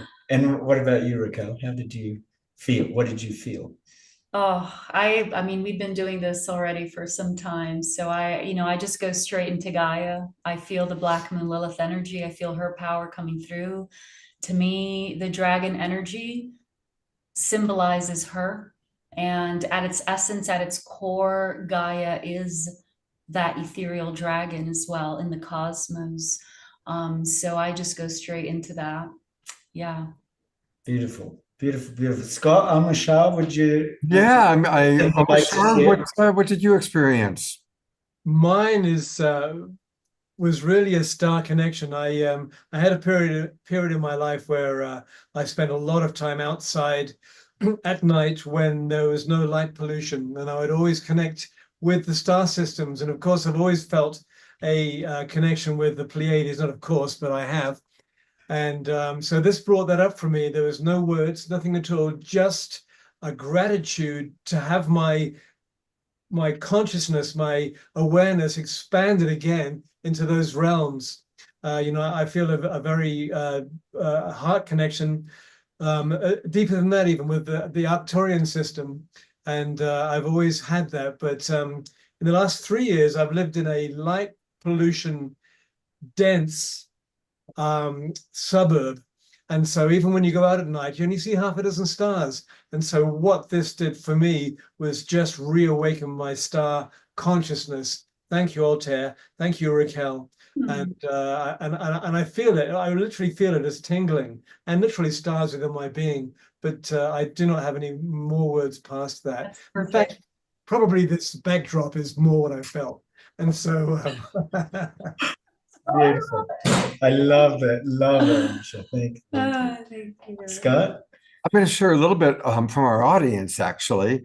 Sylvia pulled up this image because this is what she felt when she tuned into a future self.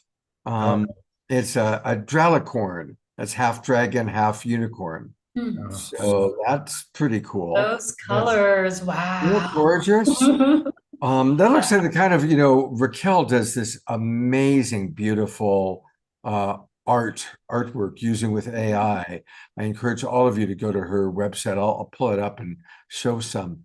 Ayada wrote, Altair, that was so powerful. Thank you very much. That really tied together some pieces from my life. And Scotty Satori also sent an image that I think represents his future self. Oh, Oh my goodness. magical. Isn't that adorable? Hearing these. Oh my goodness. Thank you. Thank you. Oh, I love them. I love them. Susan writes, I feel very connected to Sirius. I think they want to talk to me, yet I'm not quite ready. That's honest. A couple of other people said, yeah, me too. So for myself, I've always felt connected to the Pleiades. Always. If I look up into the night sky, doesn't matter what time of year it is, if the Pleiades is visible, it's what I immediately see first. And I've had a couple of memories of a long time ago in terms of Earth years, coming to this planet and making a commitment to be a big part of the evolution of humanity. So that's something that you reminded me of, and I appreciate it very, very much. Thank you. Oh, thank you. Thank you. It's always an honor to be on your show. So I'm always deeply, deeply grateful. What a joy. Thank you. Absolutely. Here's one more image that came up from Sylvia. This is her alter ego, Grindal the dragon. So there's I love it. Thank you. Thank you for sharing that, Scott. And everyone, if anyone else has any little dragon images, I mean, this is the year of the dragon. That's why all this energy is coming up, and to me, the dragon represents that internal leadership that comes from the authentic expression, which really at the end of the day is your inner child.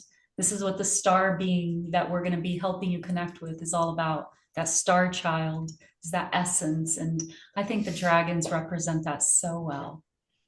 Thank you, Scott. I'm going to go to your website, Raquel, and then if you guys can put into the chat box the link for your event this weekend. But Raquel's website is her name, raquelspring.com. I strongly encourage all of you to immediately subscribe and join her global community. She has a powerful mentorship program, and Raquel's just always doing beautiful, wonderful things. Her monthly full moon celebrations are quite well known within our Global Peace Tribe community and family. So definitely go to raquelspring.com. And she just also creates amazing, beautiful artwork, which I just really so appreciate, Raquel. So thank you for that. Yeah, thank you so much. I've been very blessed recently to be doing all these projects now in conjunction with Altair. And so we lead these full moon gatherings every month. They are free community events that if you want to participate and join, this is really about celebrating the energies of the month and getting guidance and wisdom for the month ahead. So the next one is actually happening next week. It always happens on the day of the full moon. The art as well is something that we create and we send to everybody as a free gift on every full moon. And then I also recommend, that when along the lines of finding your purpose, booking a private session, a one-on-one session. What I do is I take you on an individual journey, an astrological journey in your chart, specifically in aligning yourself with your true purpose. And so the way that I personally work with astrology is that the focal point, especially of the natal chart is the starting point. The natal chart is where you understand why you are here on this planet. You understand your true purpose, your reason for being here, your destiny, your evolutionary trajectory. And then from that place, you look at all the other aspects of your personality, your life, the way you grew up, why, and all the challenges and gifts and so forth. So that is a real personal way to know your destiny, your purpose at any point in life. And then, of course, we also have the event this weekend that's going to be taking you into a more collective aspect of what that means. But thank you, Scott, for sharing that and the website as well. And here's the website for the information for where you can register for what they're doing this Saturday and Sunday, Your Path to Freedom and Purpose. Just go to starseedacademy.org, starseedacademy.org. What a blessing to have you two join us. I just love you very much. And I've been blessed to receive astrological reading from Raquel. I cannot recommend her highly enough. She's the astrologer you want to work with. And she's brilliant and she's fun, as you could see tonight. Altair, are you living in Sedona now? No, I think I'm gonna not yet. We're due to we're traveling on another series of retreats to Europe in about a month. So Wow. I'm traveling somewhere. I've got retreat. I've just come from a retreat in Canada, then Mexico with Raquel, then we're going to Europe, then we're going back to Japan, then to Sedona again. So yeah. And Raquel, you're going to Europe also, Raquel? Yes, I am. I am. A few countries in there, Spain, Italy, and Switzerland. Yeah. The connections we made in Mexico, Scott asked whether we could expand what we did in Mexico to Spain next. And I've already got some retreats booked in London and Switzerland and Amsterdam. So yeah, I've been busy. We decided it worked so well in Mexico for us. We said, okay, let's just keep going. So we said to the groups that are funding us at the moment, all right, we've made your day. Let's make your day in Europe too. And it's all going to revolve around this, connecting to the star child and to the mystical realms, like we said, and their true purpose. So at the end of the day, we're all on the same path. It's very beautiful. Fantastic. It's beautiful. I just have to say, I'm sorry to interrupt, Scott. You are just such a sweetheart. Like, I can feel your heart. You have such a mother's heart, and this Scott is so beautiful in person, online. I mean, this is who he is all the time.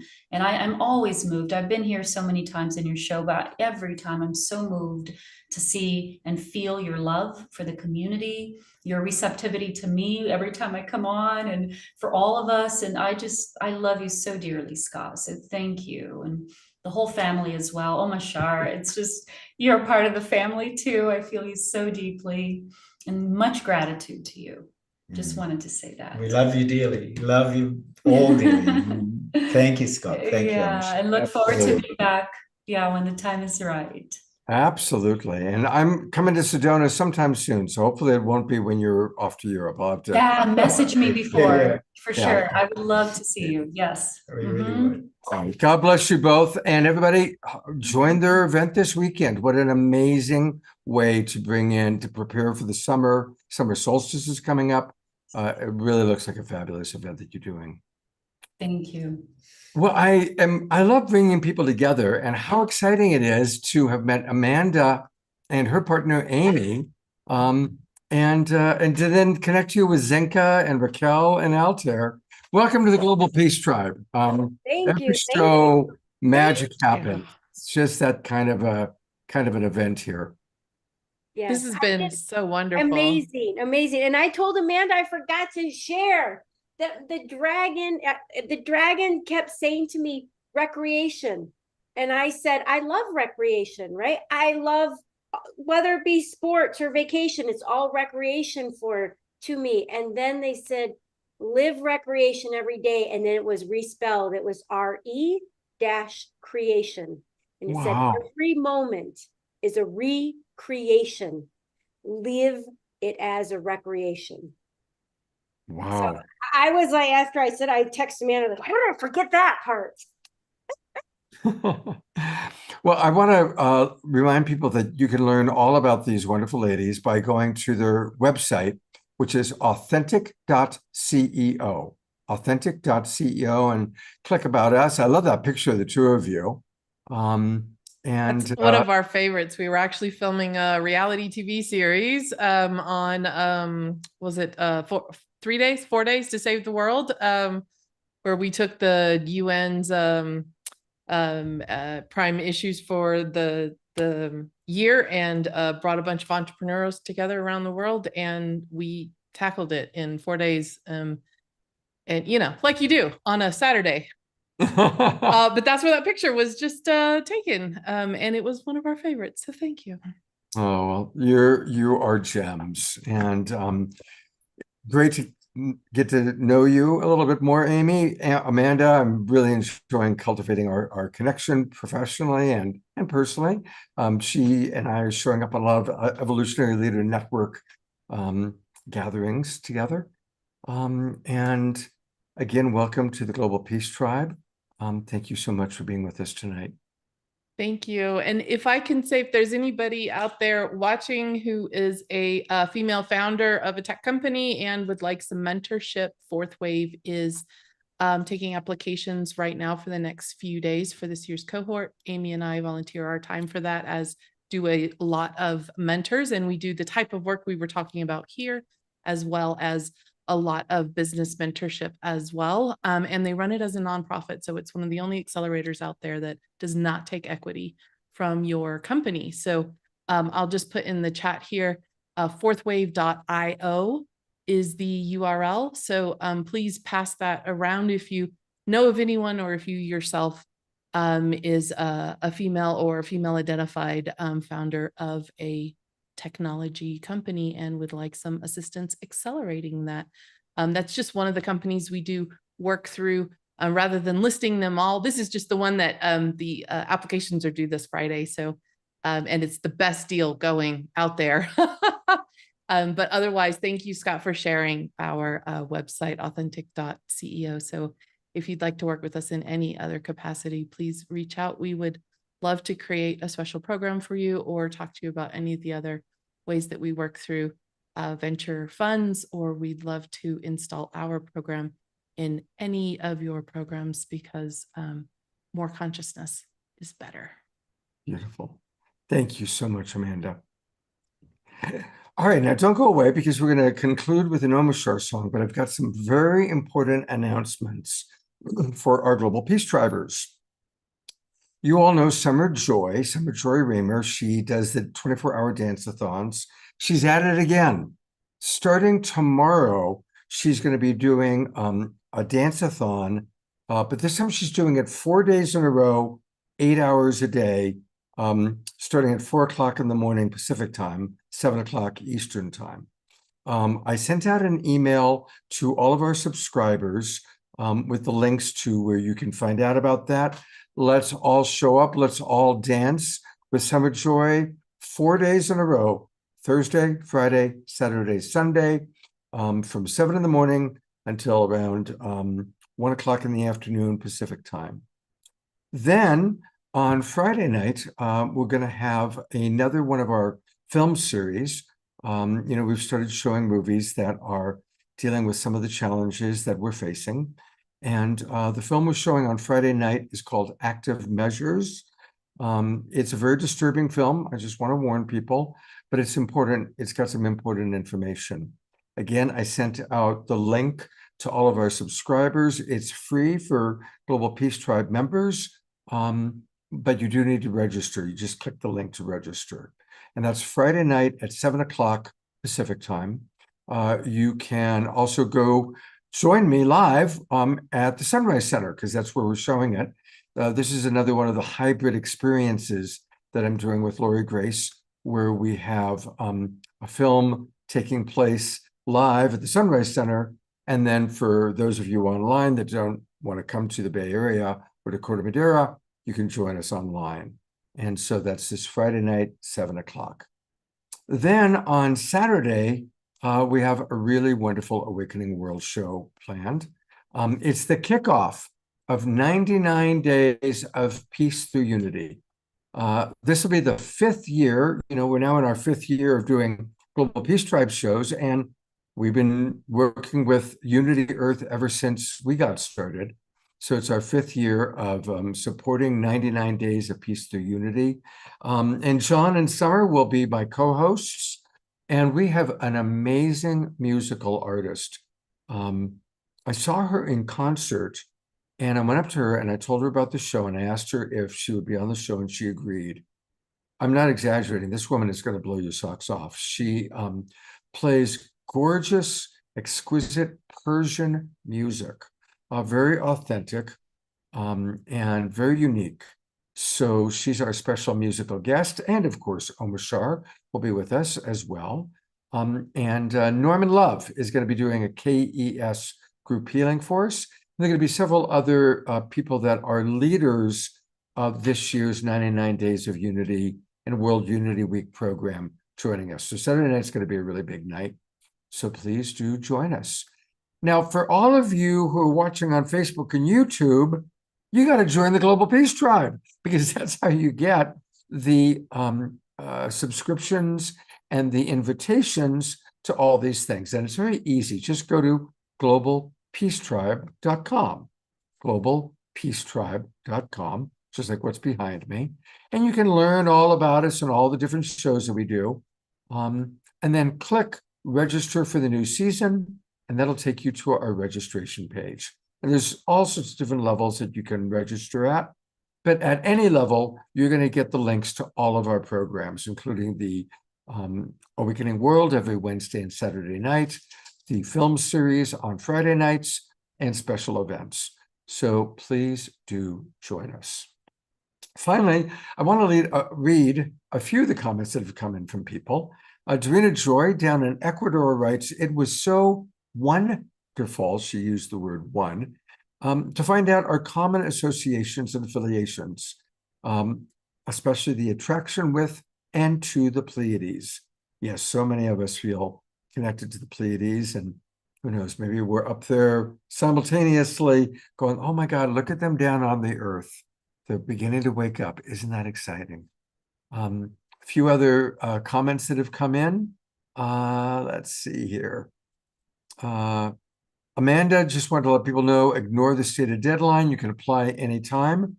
And again, that application goes to fourthwave.io, fourthwave.io. Ayada says about last week's film, The Great Hack. She writes, I want to say that last week's film was incredible. This was very important information. So yes, and actually, Ayada, we switched, instead of Friday night's film being People You May Know, it's actually now going to be a different film, but equally important. And you'll see on Friday night, those of you who come, you'll see why we switched. But we're really, it's an important film series. You know, if you watch our opening video, you are all regulars, you've seen that opening video 100 times. We're here to inform and to inspire. Now, these films inform us, and then people like Amy and Amanda and Raquel and Omashar and Alter and Zenka, they inspire us. They provide the inspiration after the information. And speaking of inspiration, I think we all are inspired 2 or 3 times per show by our beloved Omashar. He is the Alpha and the Omega of the Awakening World. Take it away, brother. I will. And just before I take it away, take us away on another whirlwind trip. World Unity Week actually starts tomorrow. And if you go to, which leads up to the 99 Days of Peace, which leads up to the amazing World Gathering in Japan, you can go on to unity.earth/World Unity Week. And there are dozens of online programs from amazing world leaders and teachers and movers and shakers over this next week. And I'm just putting that out there now that you can actually go into unity.earth, on YouTube and Facebook and just see what's happening there, because there's a gazillion free programs which you can interact with over the next week leading up to the 99 Days of Peace.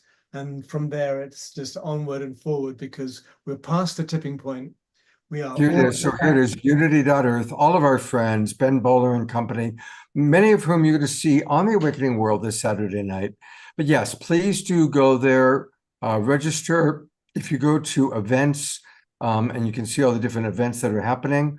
Our beloved Omashar is going to be in Japan at 2024. Who wants to go to Japan with Omashar? You have an opportunity to do that. And Kristen Hoffman, she'll be there, and Pato and Antoinette, and Dot Maver, and a bunch of people that we all know because Scott has had them on his show. So thank you, Scott. You are the connector, and I appreciate you so much, brother. Where's he gone? I'm here. All right. I was speechless. Okay.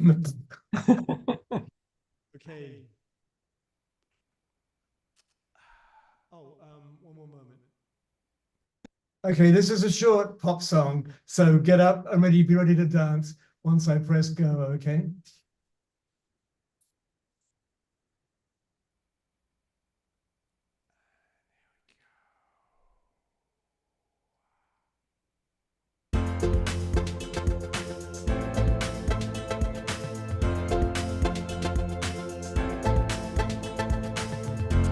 Whatever happened to the ones that came before? Did they just vanish into the blue?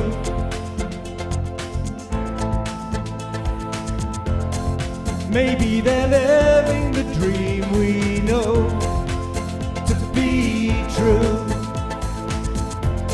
and reaching their hands back out of the blue.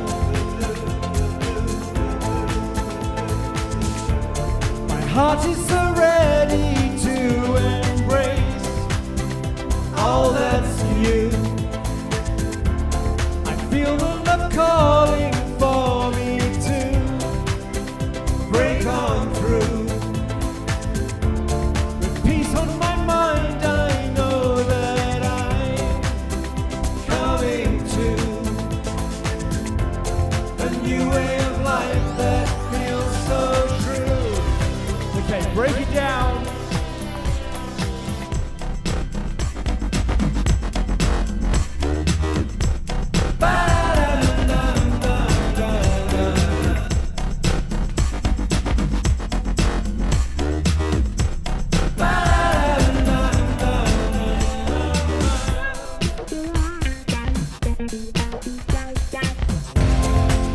There's nothing here to hold me back from you.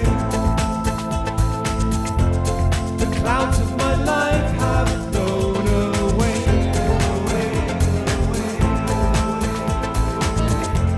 My lightness of being lifts me every day. I find myself feeling not so blue. My heart is so ready to embrace all that's new. I feel the love calling for me to break on through. With peace on my mind, I know that I'm coming to a new way of life that feels so true.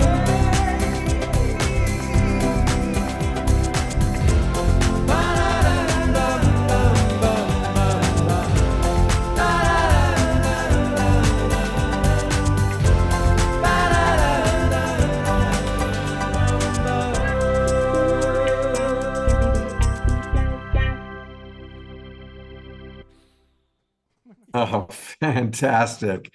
Thank you, thank you, thank you. We're going to go to gallery view for us to close out. Twinkle away, everybody. Give twinkles and love to Omashar and to each other. So good to see each and every one of you. And hopefully I'll see you in the dance room with Summer Joy starting tomorrow morning. I'll be there dancing with her. And hopefully many of you will be as well. Yeah, we've got a lot going on this week. Make sure you check your email. I sent out a quick one today. Some of the images apparently didn't come through. I'll be sending out tomorrow morning a more significant email that's got all the details. Thank you, everybody. Have a wonderful, wonderful evening. And we'll see you hopefully tomorrow morning and definitely throughout the week.